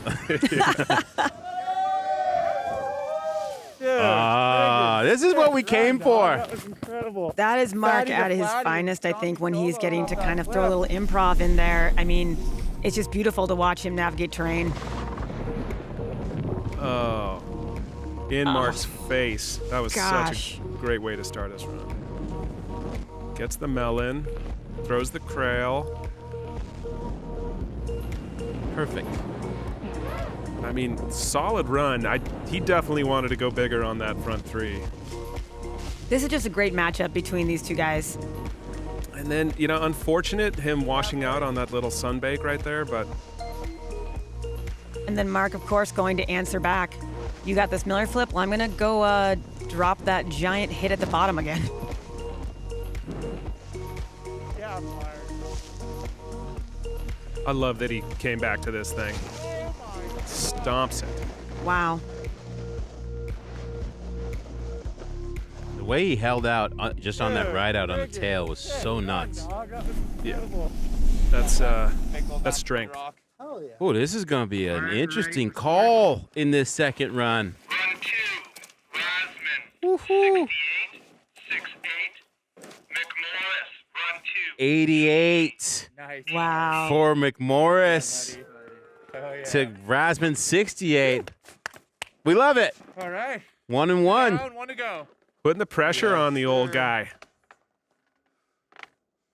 And you forget, in my mind when I'm watching that run, it feels like they're competing for the championship and they're going all out for third. And that's what this is. There's so magic about this. As we head into run 2 for the actual crown. Mikkel Bang, he gave us a nice look at what's possible in his first run. Momentum. That's the word I'm applying to this second run for him as he's coming off such a juicy first run. Little tailwind.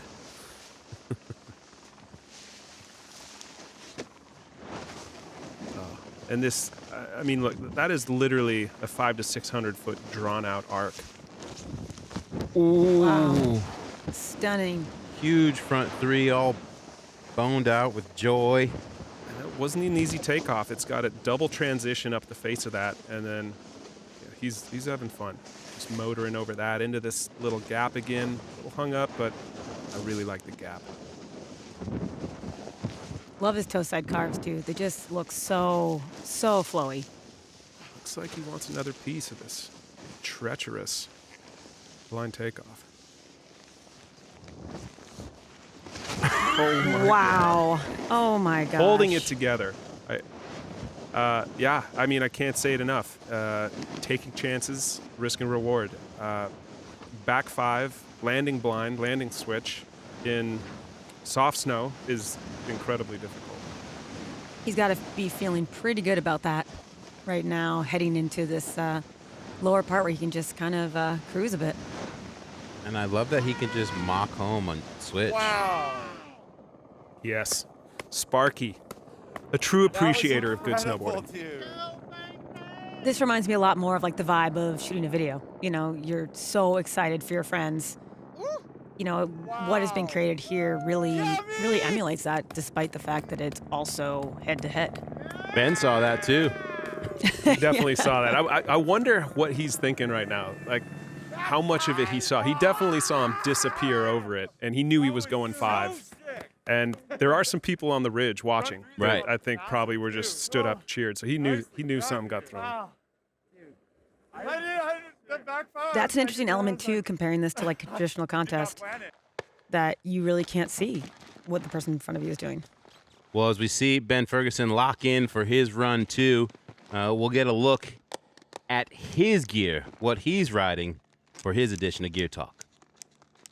This is my Alaska kit. This is what I've been riding up here for natural selection. Starting with outerwear, this is the jacket I've basically been running all year. It's a Burton AK Swash jacket. For pants, I got these AK 457 bib pant, and they are half bib. The bibs are super great for being in the backcountry and riding PAL. You don't have to wear the powder skirt on the jacket necessarily if you got the bib pant on. So for boots, these are the Driver X. I do believe they are the stiffest boot in the line. I haven't ridden these boots until this year, and now that I have, I don't think I'll ever change it up. These have been great. I've been running the Hometown Hero. I would ride this thing in the half pipe too. This thing holds an edge great, nice and stiff. It's a camber board, so it's got lots of power in it. As far as bindings, we got the Cartel X here. Super cozy, super comfy, and they fit the boot well, and they keep you in the board. And I can tell you from experience, bibs are key for high-speed tomahawking. Come on, Ferg. Insider tip right here. Rider is dropping in I think you just sold 2, 1, drop. a bunch of bibs for next season. Get some, Ben! What's Ben got to do? He knows he's got to step it up. It's all right, little wheelie, but his momentum is still carrying, projecting forward. Wow. Say hello to my little method friend. Always excited to see a Ferg method. Yeah, it doesn't get old. I mean, he had such a solid run last run. He just bobbled on that back 3, so I guess he's trying to just rebate that same run.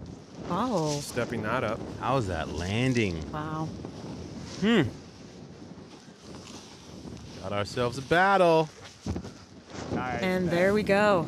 Bolts. Little back 3, riding away and answering back to Mikkel right now. And I love how he comes out of every trick just powering down the mountain with these big old speed carves into these setups. I love this little cross-court air, too, that he's found there. It's a clean run. I mean, it's a great run. Will it be enough? Yeah, as you said that, I'm just sitting here trying to recover from that backside 540 of Mikkel Bang, which I know isn't the entire run, but between that and that 3, ooh. Yeah, that was Yeah, that's tough. It's perfect, right? He's built upon his first run. He's stomped a run that he's obviously, look at him jump around for joy. He's happy with that run. Dave is going to have some work to do in crunching these numbers, because both those runs Yeah, I don't envy the job of the judges. No, it's much easier to be sitting here getting to enjoy and comment than have to call that score. Let's to recap it. Let's relive the joy of both. That big frontside 3 from Mikkel to start. Gorgeous. Poked. He's got such good style. And then just rolling into this. Oh my gosh. Just riding away How do you right hold through on to that. That is crazy. It's called meter-long shocks, Norwegian shocks. He's over 6 foot. And then Ben, of course, having no problem coming in saying, "Yeah, I got one too." I love that. It's not so much a backflip as it is a nice boned out like barrel roll. Are we freaking going back to Zelda days right now? This is epic. Are you having a flashback?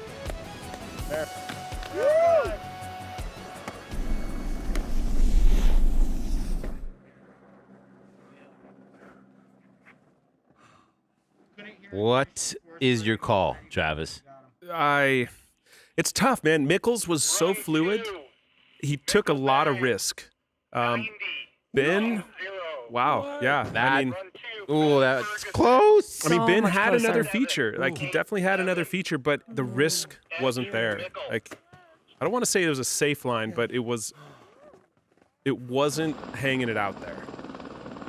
Well, self-care is paramount after a day of extreme competition, and we have everything the athletes need to soothe the aches and pains here in one of the most remote places in the world.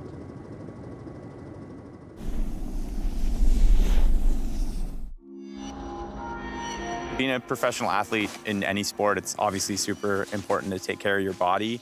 Snowboarding really beats the hell out of you. The falls can suck sometimes, can be high impact. So to be able to perform at a high level, you need to stay in shape and just keep your body, which is your tool for the job, healthy. Here at the Tordrillo Mountain Lodge, they've got all of the facilities covered. Yesterday we went into the sauna. Stay in there until you're ready to go outside and dip into the cold plunge. So nice when you get out of there. You're like, I am invincible against the cold. I don't know how cold. Do you know how cold it is? Oh God! Cold plunge. The cold plunge here in the lake, which has obviously been a popular thing among guests to get really hot in the sauna and go jump in the cold plunge and do that cycle a few times. Oh yeah, just out here in the hot tub with the homies. You know, just relaxing. Kind of go back and forth until your blood really gets flowing, Scandinavian spa style. Feeling it now. Feeling it now. Feels just absolutely perfect going into dinner. We're having a Wagyu filet, we have some truffle mashed potatoes, a little Brussels, and a delicious demi to top it off. You guys enjoy. One thing we've always had is just great food. Our food is exceptional. I mean, this lodge has everything you could want after snowboarding. Yoga room, workout stuff. Got a masseuse here. Skate skis, we've got classic skis. Is that how you do it? We've got a groomer here and a 2-mile trail out to a meadow. The fat bikes to like cruise around on. There's so much fun stuff to keep you occupied and to kind of help for recovering after long days. It's kind of insane. It's luxury out in the middle of nowhere, Alaska. Okay. That's all I got. Well, it's pretty obvious why that is one of my favorite places on the planet. Clearly. And I mean, just in general population, you want that heat to ice recovery when shredded, but at this level, it is ultra valuable, and Robin Van Gyn is gonna need it to build up off of that first run going against Zoi Sadowski-Synnott. Robin definitely is stoked to build on her first run with this one. You can see her getting psyched right there and putting down that half cab to open things up again. You know, oh, these are beautiful turns. Look at that roost. Yeah, that she cleaned up the cab in. And this is kind of treacherous in here, but see the confidence she took onto that toe turn. seems to me she's got a much more aggressive approach already to this run. Can I just throw a quick shout out to our drone flyers? I love this perspective. Yeah, that's our pilot at Gab 707, Drone Racing League world champion. And I'm so psyched we have this angle and have developed this over the years. I mean, it's immersive. It finally puts the viewer in the seat of what it's like to ride this type of terrain. Can I just say I absolutely adore Robin's commentary while she's riding. It's so sick. She's like stoking herself out. She's like, she just called her own ollie right up there. It's just awesome. Oh, I see where she's going. Heck yeah, Robin. Wow. I mean, that's tough. She stomped the cliff and then washed out on the turn. So, I mean, she's going to get a little docked, but I'm curious to see what the judges do with that. She stepped up, literally, though. It's like you've been saying all along, Travis. You have to take the risk to get the reward. So she took the risk. She's psyched.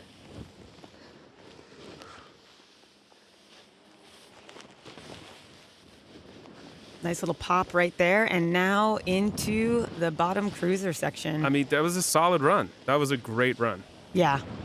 Robin's got to be psyched coming down to the corral from that. You know, she really stepped it up from her first run. And you can hear it right there. She's amped. I just love the way she attacked. It's trademark for her, but it just was straight up attack the course. Yeah, and the top part of that top tube that she rode down, she had a few just really committed turns. And it's those subtleties that, riding with confidence and aggression, not putting too much weight on the back foot, that's committed riding.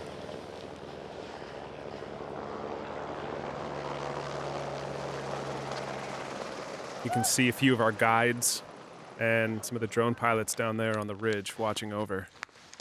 Well, Zoi, as we know, has a distinct style. Gotta love the old school mittens. Let's learn a little bit more about what she's running in her first trip to the big backcountry of Alaska. Hi, I'm Zoi Sadowski-Synnott. I'm going to show you my kit. For outerwear, I wear the AK line of Burden. It's all made for high alpine cold conditions, so it keeps me warm. These are my Burton gloves. I wear mittens over gloves just because they keep your hands a bit warmer and they look kind of cooler. These are my snowboard boots. They're Burton Supremes. They're the stiffest and do exactly what you kind of tell it to do. And this is my snowboard. It's a Burton Hometown Hero 152. When I'm riding free ride, I like to have a bit more length. Yeah, Lexa X bindings. They're my favorite bindings because they've got this nice snug little heel grip in here that works really well. This is exactly the same as I had in Jackson. Yeah, I really like it. Yeah, it's cool.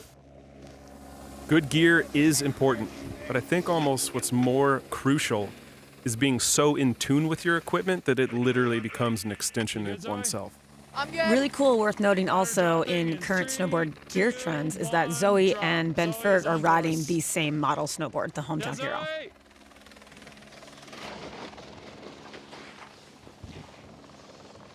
So Robin definitely put the pressure on Zoi for this second run, but I think, if there's anyone that can handle that pressure, it's Zoi. It's like you talked about in the semis, Travis. Zoe's ability to just land powder like it's nothing, but it's not nothing. No, it's not. It's a skill that is earned, and while she doesn't have the experience, she obviously has ridden ample amounts of New Zealand duff. Robin herself has talked about how Zoi is one of her favorite snowboarders out there right now because she feels that Zoi just has the magic kind of it. The natural ability to adapt to any terrain. Ooh. I really appreciate her going for the backy on that. Didn't work out for her.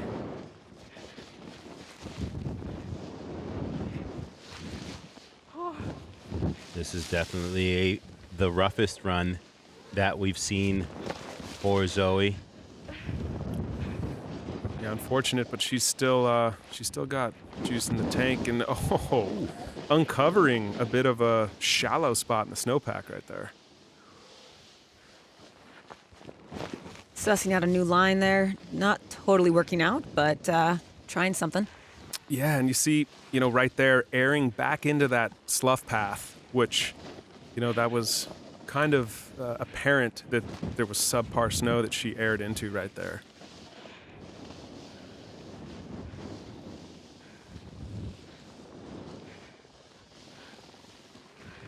I mean, hell of an effort, but yeah, it's definitely going to be one of her throwaways.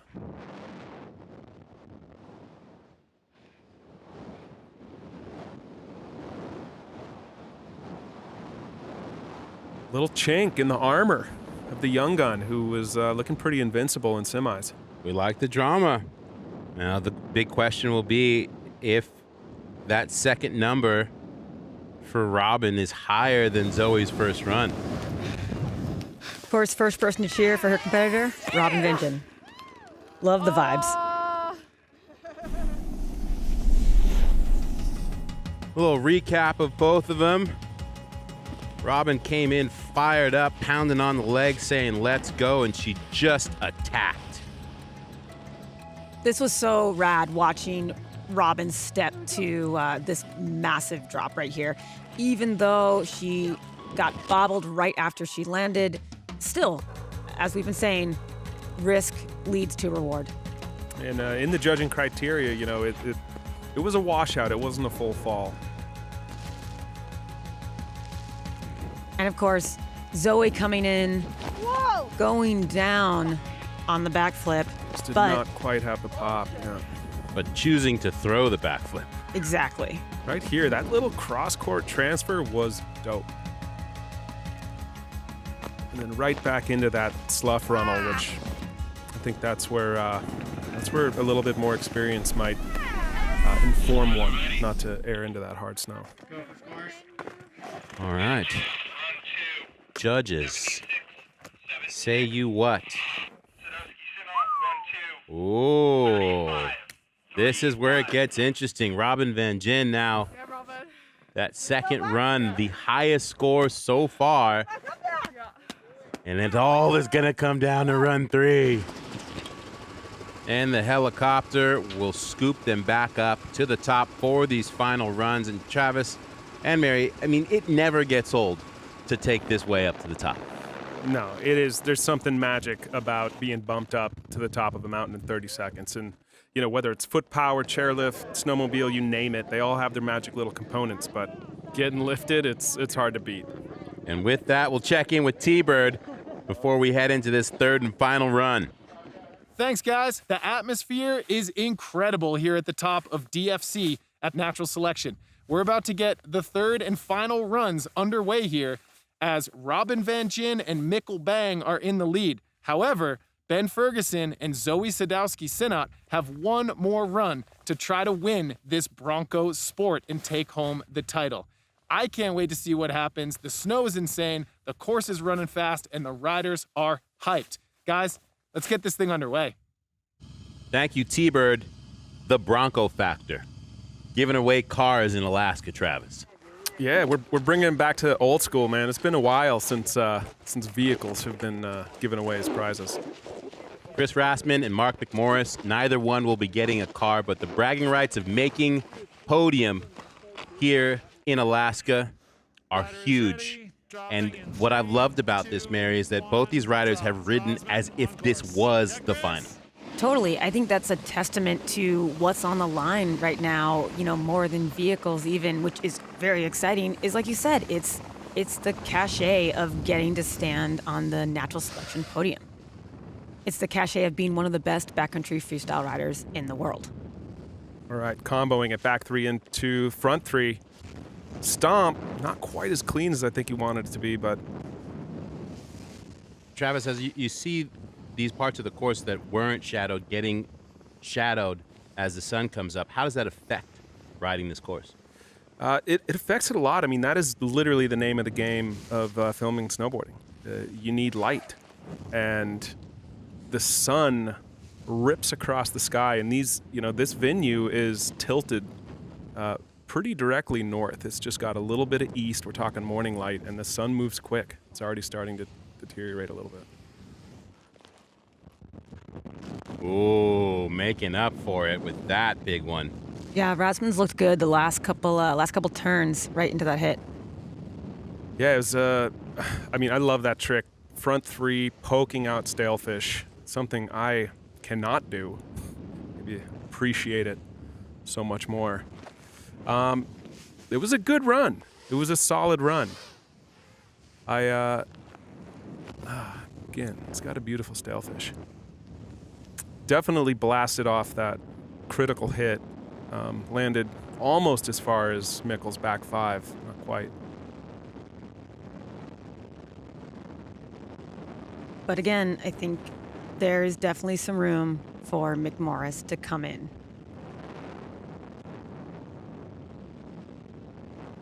It's going to be close. I think that he might have improved on his last score, but I think this one's definitely going to come down to the judges. And unfortunately for Chris, Mark's got one more run. But that's okay. What's that? Landed everything. Well, that's going to need to be a big score, as McMorris is already in the lead. And you know he's not going to play safe and rest on laurels. That's not what he does.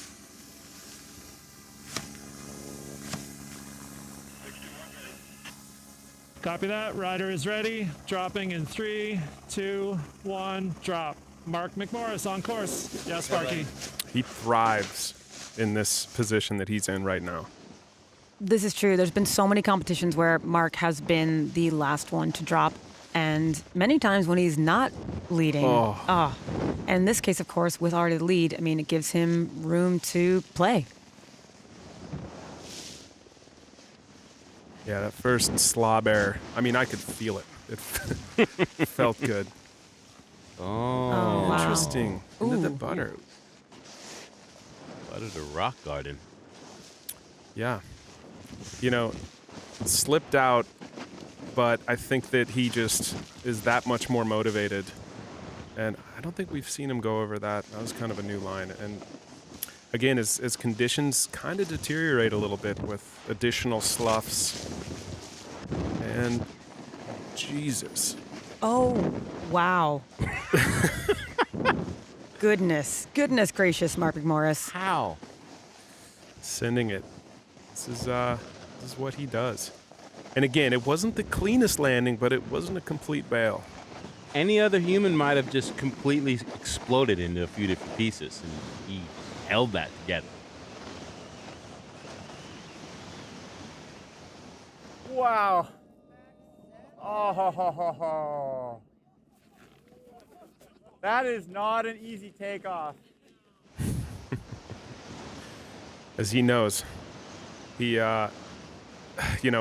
even just comparing those two tricks on that particular feature, that was definitely his best, stomping that big front three with the poked out stalefish. I think I'd give it to the clean three, even over the boosted 7. It was just a little bit of a too scratchy of a landing. All right. Holy amplitude. Looks like the crowd's getting bigger down here. I was trying that back 7. That was sick. Not an easy takeoff. That was a tricky run. I don't know. Yeah. I got kind of mushed into the...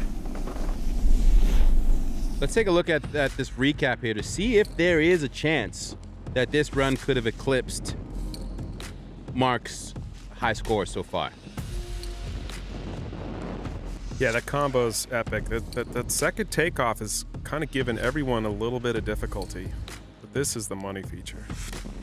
And this is where that full appraisal really comes into play because, landing this clean and with that really nice style is going to be impressive with the judging. That was impressive. This is a heavy matchup. right here, he just got a little loose.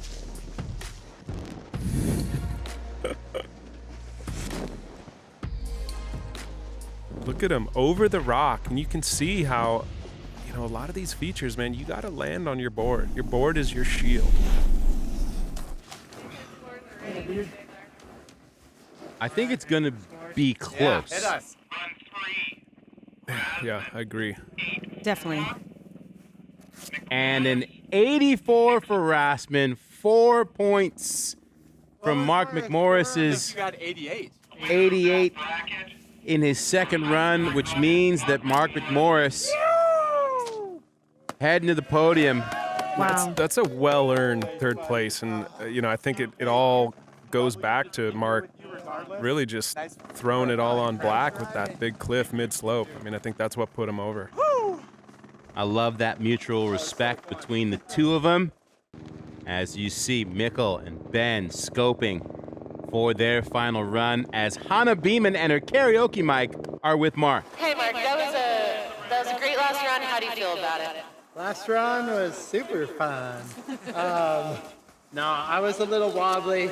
I'll definitely walk home most proud of the second run. But a little moment of brilliance, almost kind of wheelied the back seven, but that hit was quite a bit bigger than I thought it was.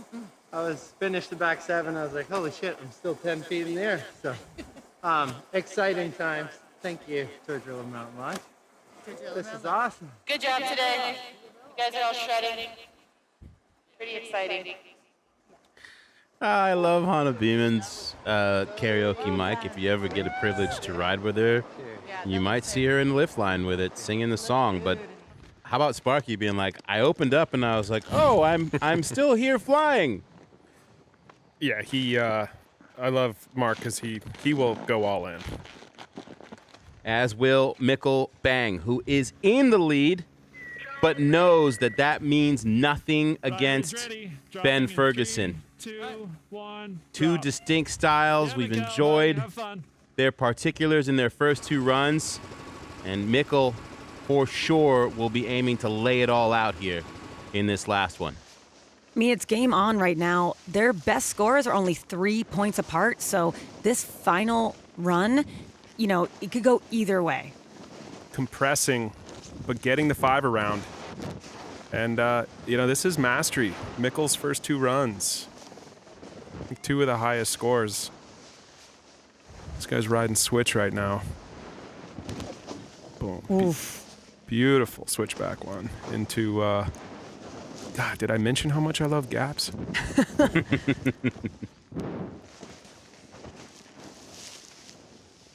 For any viewers at home that aren't familiar with that trick too, that is a very challenging trick, the switchback one. So doing that here on Alaskan terrain is, it's low rotation, tons of style. Oh, trying to combo it into the back one.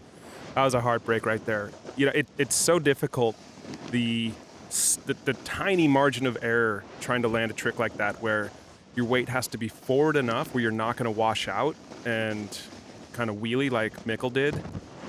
Landing bolts and being a little too far over the board where you're going to cartwheel over the front. And that's why I appreciate him, taking such a chance with trying a trick like that. Yeah, all day, from the semis on through, risk has definitely been the feature of Mikkel's riding. And that's something that we've seen of him throughout the tour at the Jackson event when he did that 3 rock tap. I mean, he's always kind of going out of the box and a bit beyond. Run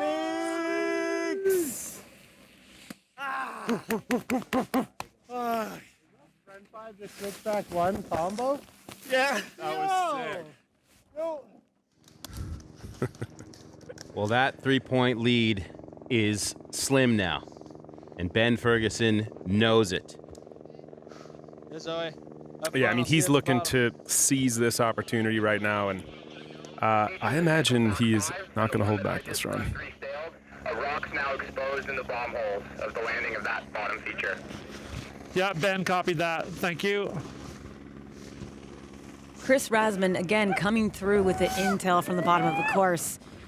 That is not something that's just pertinent to a competition setting like this. That is standard operating in the backcountry. Rider is ready. Dropping in 3, 2, 1, drop. Ben on course. Yeah, Ben. Ben Ferguson, 3 points behind as we are looking to crown a champion for this initial natural selection tour. I can't believe we're here at the final run of men's finals, of the final stop of the natural selection tour. And again, doesn't get old. He's got a damn fine method. For his third time down this route, you can really see that the snow has degraded significantly, and it's causing a bit of a problem, it seems like. Oh, well, yeah, you nailed that one, Mary. It's the challenge of riding up here. You know, on one hand,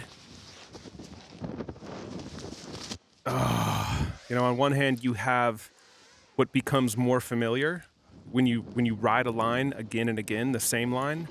But I think that's also the cons of this, is if you don't lay it down first or second try, you know, you're dealing with tracks. And tracks do not make it easy to stomp. And you could hear that change of snow under his board in that deeply shaded area as well. Yeah, I mean, unfortunately, he knows it. He knows there's, at this point, there's really not that much more opportunity left on the course.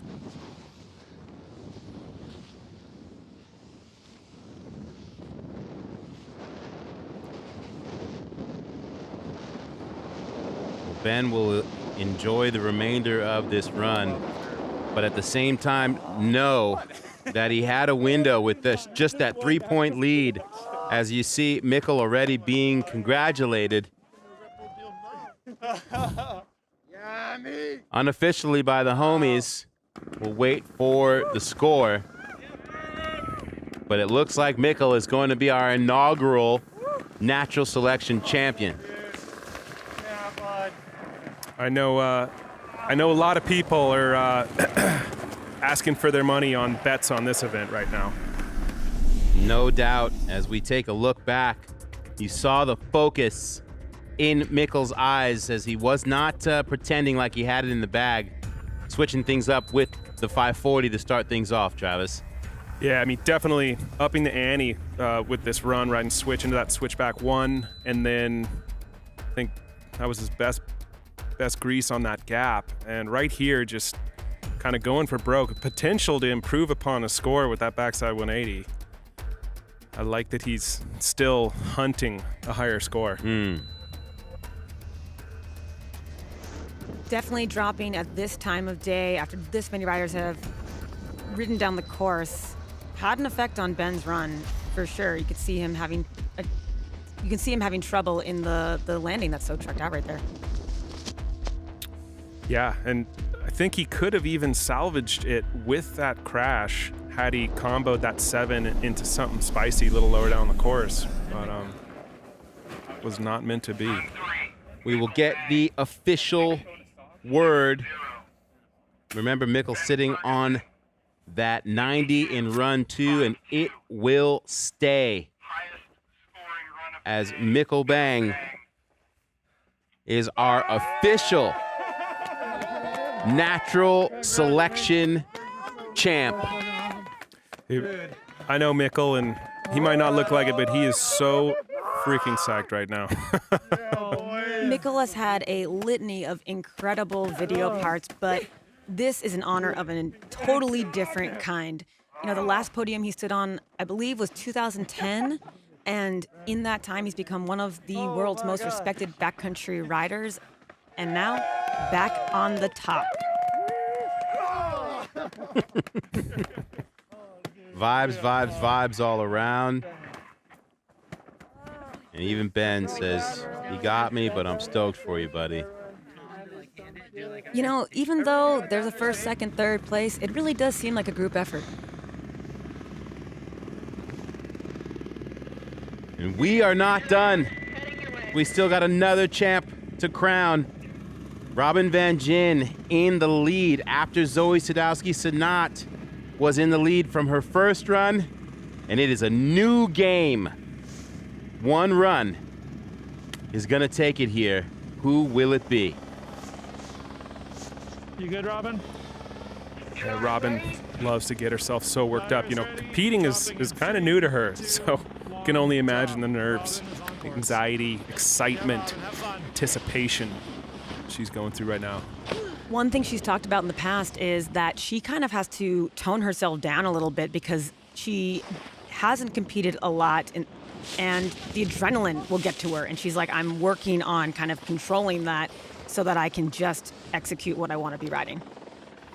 Yeah, you can see she oversighted a little bit right there, but I don't think that is going to affect her too. There's a lot of room in both of these scores between Robin and Zoi. There's room. I want to see if Robin's going to go for that massive cliff again.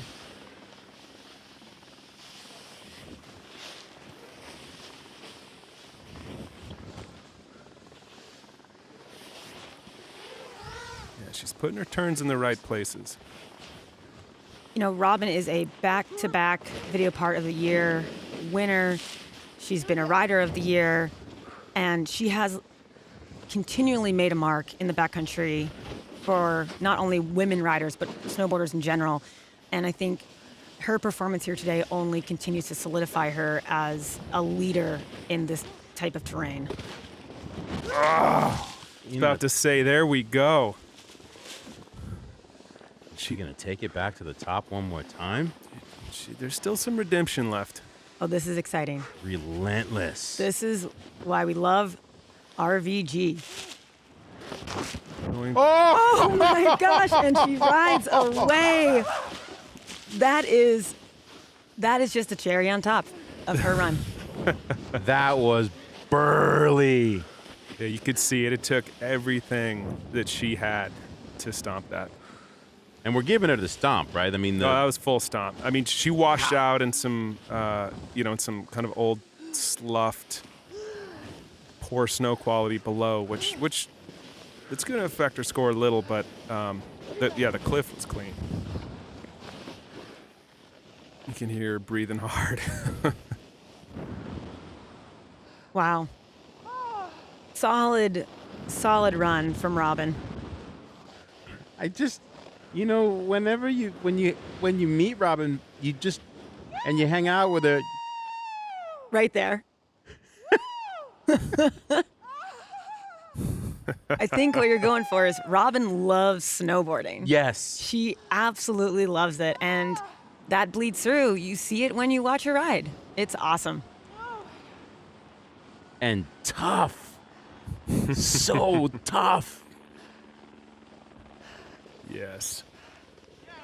The veteran sending a message up to the top saying, listen, Zoi Sadowski-Synnott, you are one of my favorite snowboarders, but please don't get it twisted.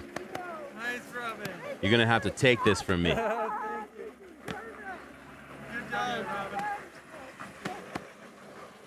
Yeah, and that's the beauty of this format. It's Good job. Nice drop.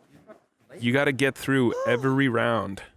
You got to be the overall best rider to stand atop this podium. Whew. Here we go. Our final run of natural selection. Young Zoi Sadowski-Synnott. She was a wild card at Jackson Hole. Many people didn't think that she would make it out of the first round. She did more than that. She won the event and let us know just how deep her skill set is when it comes to being an all-around snowboarder. One, drop. Have fun, Zoi. And I remember in Jackson, her last run was her best run of the event. We are most definitely in a renaissance on the side of women snowboarding right now. And I think this matchup between Robin and Zoi is a showcase of that. You know, the veteran, the rookie, and both of them riding so well and just pushing the boundaries of what has been done before in terrain like this. Handling herself through a challenging section of the venue.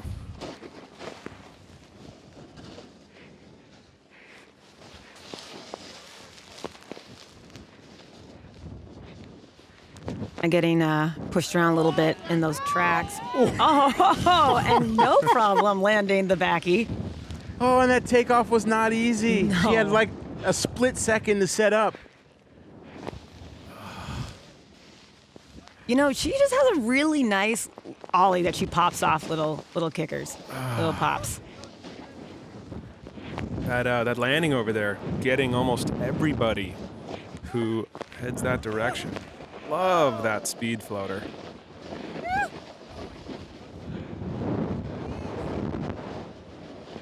You can hear her just psyched, hooting, hollering.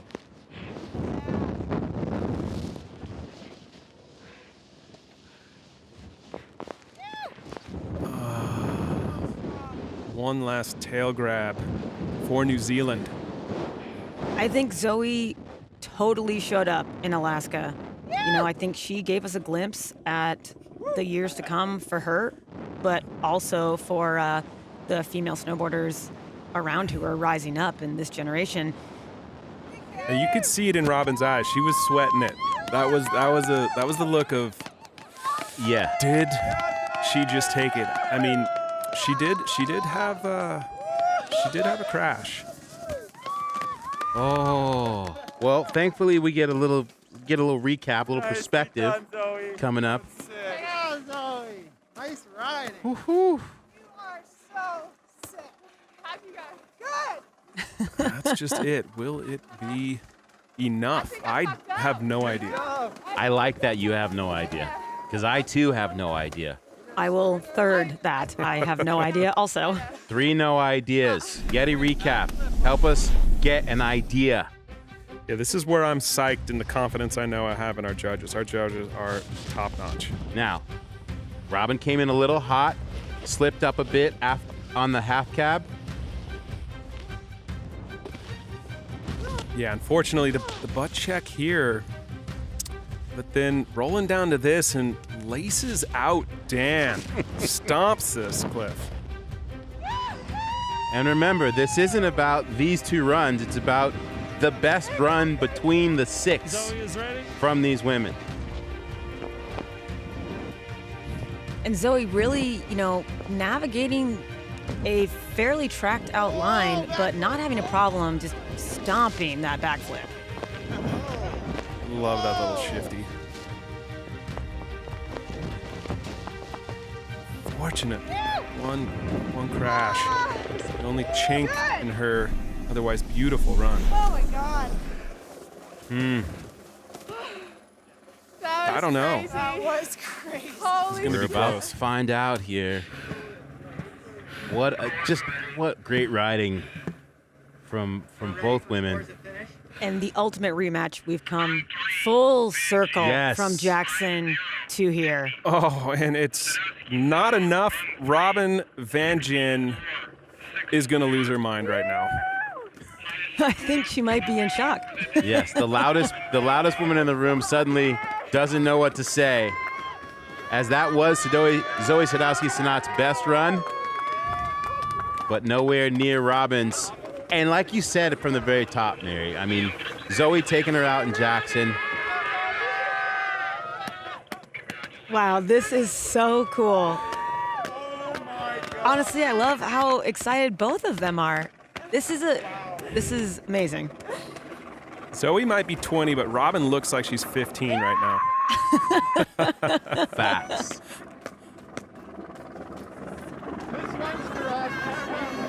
I think her partner Austin Sweden and her yellow lab Stella are going to be so stoked right now. We got 2 champions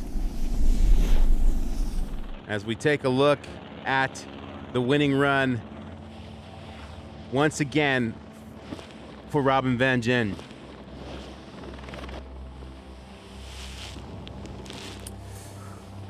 Yeah, I think that upper tube section too that didn't get shown in this, she just had so much power and flow down this line, and you know, turns and the approach to the run are a huge part of the score as well.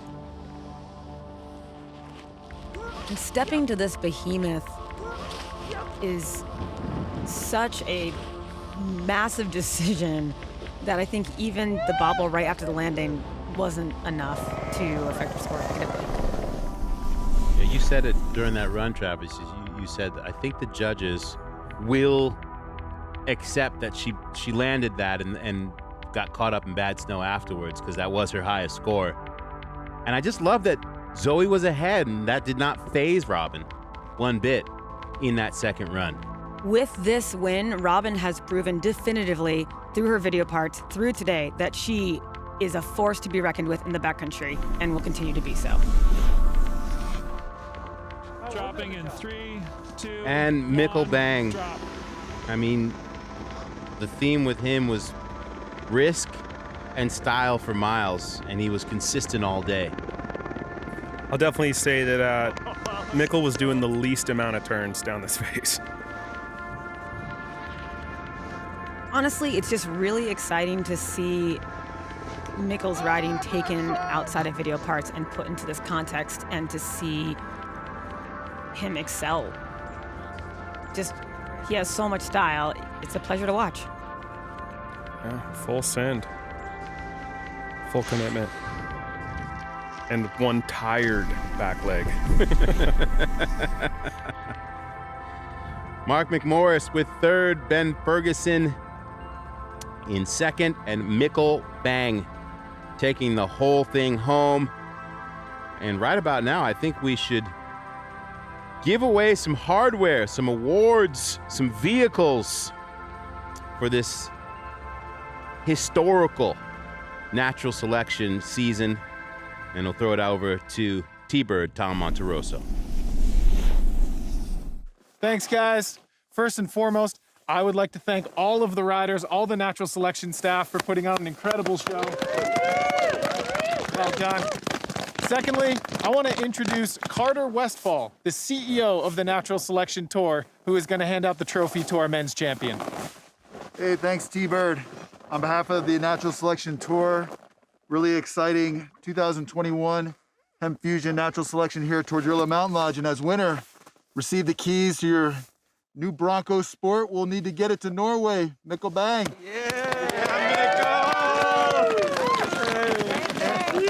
And as champion of the Natural Selection Tour, first year, your trophy, sir. Awesome.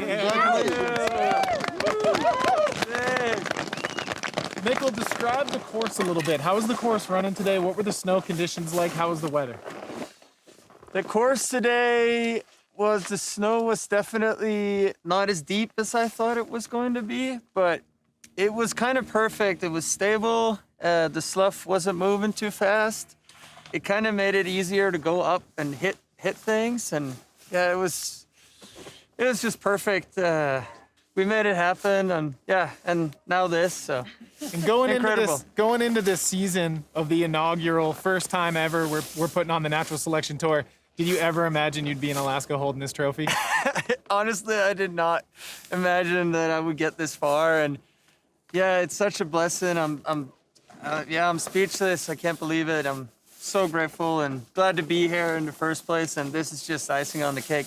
All right, Mikkel Bang, everybody. Okay, now I would like to introduce Cersei Wallace, legendary former pro snowboarder and executive producer of the Natural Selection Tour. She is going to hand out the trophy to our women's champion.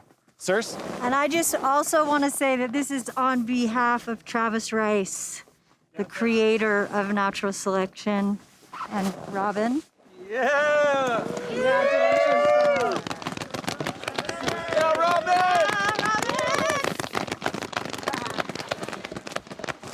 We're going to give you the keys to your very own Bronco Sport. Congratulations. Wow, thank you. Yeah, Robin. So you spoke to Travis via sat phone earlier. What did he say? He was just asking about the venue and how everything went, and yeah, I honestly, I'm so over the moon. I'm having trouble talking, so I was just like, I was kind of silent on the phone. You know, I told him he could name his child after me if he wanted to.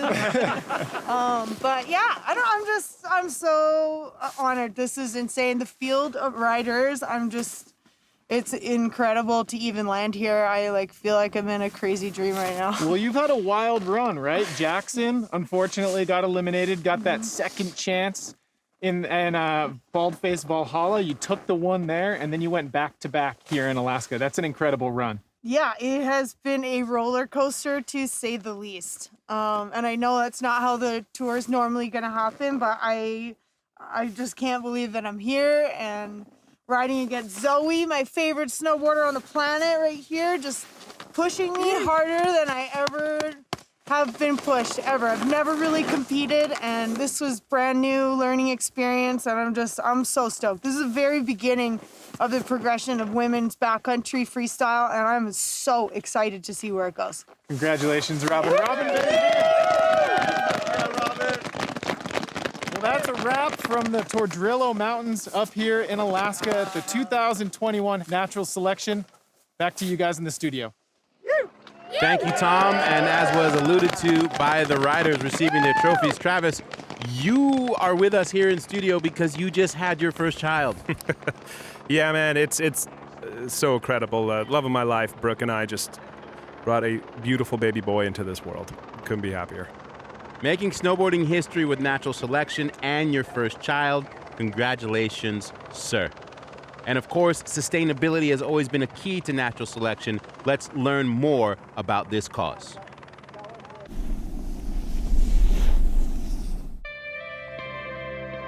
When I first met Travis 3 years ago, he talked about building the tour, but he said, look, this is not just about snowboarding. This is about a deeper mission to unite the industry, to elevate the conversation around things like conservation and sustainability, because we need to protect this environment that we live in if we want to enjoy snowboarding, for future generations. As part of our mission with the Natural Selection Tour, it's been critical for us to partner with like-minded brands such as Yeti. Companies like this, they've invested so much on their own in terms of sustainability. We've really been trying to eliminate anything single use from our event program. Like everything is coming back, everything's getting washed, everything's getting reused, we're throwing nothing away. In executing the event at Jackson Hole, it's been really important for us to focus on waste reduction, eliminating single-use plastic, leveraging the fact that Yeti had hydration towers on site. I'd say what has been most critical for us is just having partners who would engage with us every step of the way in terms of the strategic planning, a transfer of knowledge, because we've learned a lot in year one and we'll continue to improve in future years. There's no hiding the fact that we're using carbon-intensive vehicles for these events, but we're very conscious of tracking all that, making sure that we're not only offsetting, but also drawing down that amount so our events have a net positive impact. We felt it was important to have a strategic partnership with an expert in the field, such as Conservation International. They've done amazing work around the world. It's very important for us to keep a record and to calculate what our carbon footprint is, and then invest in those carbon offsetting credits with really key projects like the reforestation efforts of Conservation International in Kenya. We've always focused on Mother Nature as the main character. The snowboarding's amazing, the stories are amazing, but at the end of the day, these mountains you see around us, they're the star of the show. And we want to celebrate them. We want to find ways to educate people and support things like conservation and sustainability so that snowboarding is something our future generations can enjoy.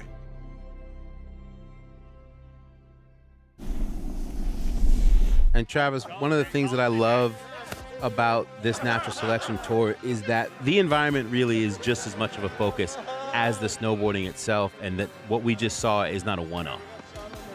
Yeah, I mean, look, the riding is the tentpole of this whole movement. But ultimately, this is our first year, and I'm really excited to see where we can bring that intentional momentum to and really execute on programs and education that have the ability to really make a difference. Indeed, to celebrate where we play. Final thoughts on this season, Mary? The paradigm has not just been shifted, it has been fully reset. These 3 stops, this finals here today, what competition has been reinvented by the Natural Selection Tour. Amen. And with that, for Travis Rice and Mary Walsh, I am Salema Masakela, and we will see you next season. I think this entire Natural Selection Tour is going to change snowboarding for the better. Probably some of the gnarliest riding I've ever done and been a part of has been from this contest. It's just intense, it's scary, it's big, it's steep, it's fast.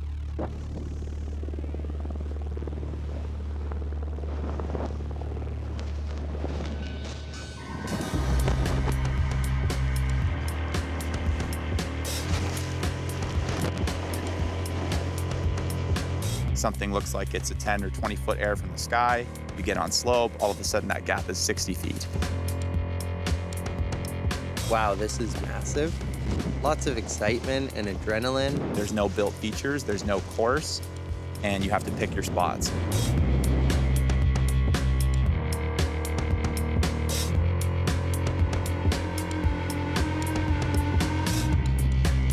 So sick. Yeah, snowboarding in Alaska, all good.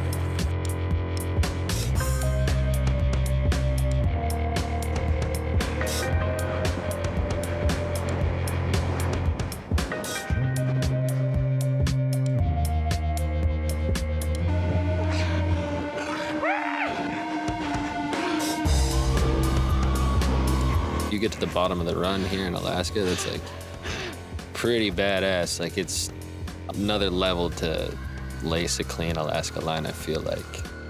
Straight up, it's like the fastest you'll ever go on your snowboard. It's insane. Each stop of the tour is totally different. Jackson Hole, we've been working on for 2 years. Meticulously thought out, well created. Unbelievable freestyle backcountry part. It's like being in a video game, you know? Perfect pow, perfect kickers everywhere.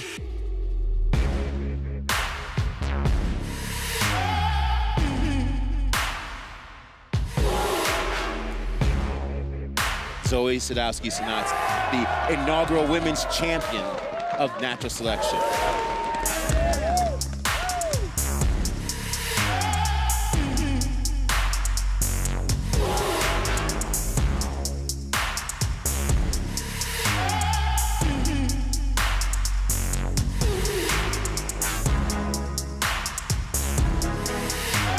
Give it up for Mark McMorris, your champion! Moving from that to the Bald-Faced Valhalla tenure, still freestyle heavy, but all natural terrain. No built features, hazards everywhere. It was almost as important to have experience in the backcountry and know how to select terrain as it was to be a good snowboarder, I would say.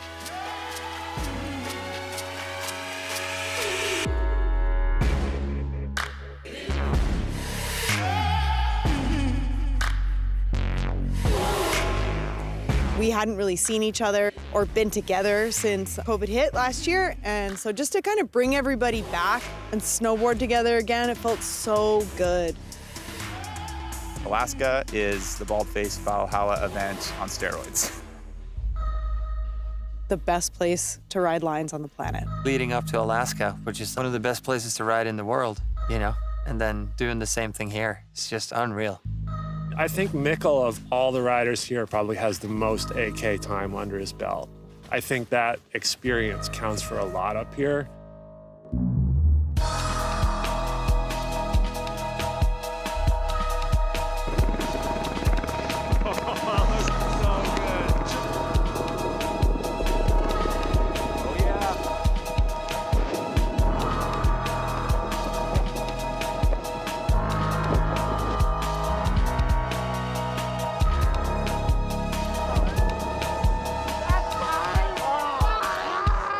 It was really awesome to see Robin finally get that vindication, get that big win.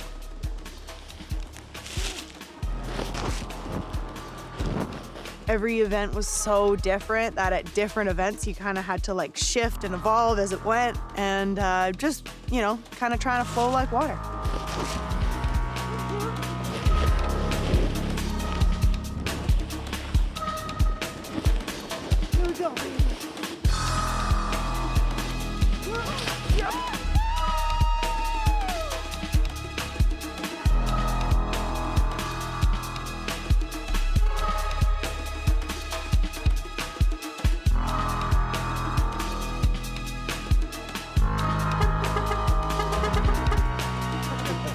Travis is known for pushing people to the absolute pinnacle of their performance. He's the king motivator. It's such an incredible opportunity that he created for all of us, and it's really uplifting snowboarding as a whole.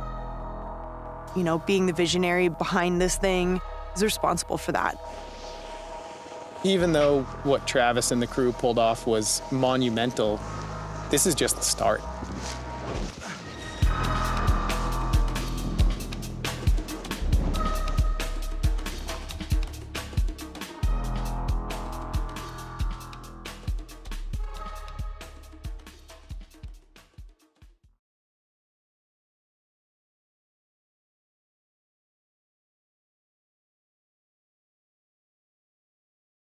For me, my dream has always just been to ski and be in the mountains a lot. You know, I started skiing year-round in 1990. I've been skiing about 250 to 280 days a year since then. And I'm really just filling my addiction to shred. And the more I shred, the more people want to ride with us. So if we just focus on our dreams, you know, dreams do come true if you stay the path, and to share it with people is what makes it so special. Greg Harms, our incredible guide, he gets a little fired up. We got here, he's been on this like booyah binge. Booyah! It's catching on. Booyah! Booyah! Booyah!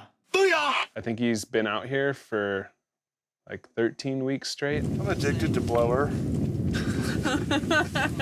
I don't think I want to quit. We basically had an all-time morning. Super duper booyah! Shut up. And now we came across this incredible feature where step down jump over here, step down jump over here, and then maybe a midday kicker. A little more challenging to find the good stuff, but we think this area is still going to be productive, and we're going to go for it. Booyah! Just trying to get other people stoked on life and create moments or take up those empty spaces and fill them up with excitement, I think is the way to live life. I couldn't see. I was really bright. I'm Sean, and I'm a guide. Hey. How's it going? Good. All right. That's it.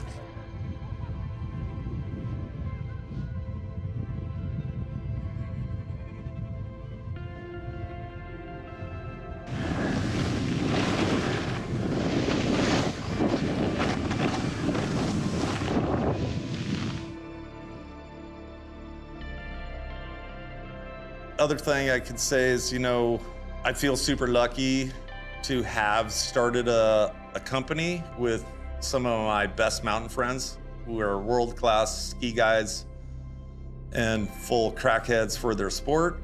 And their dream is very aligned with mine. And it's like a dream come true to actually shred and work with your friends.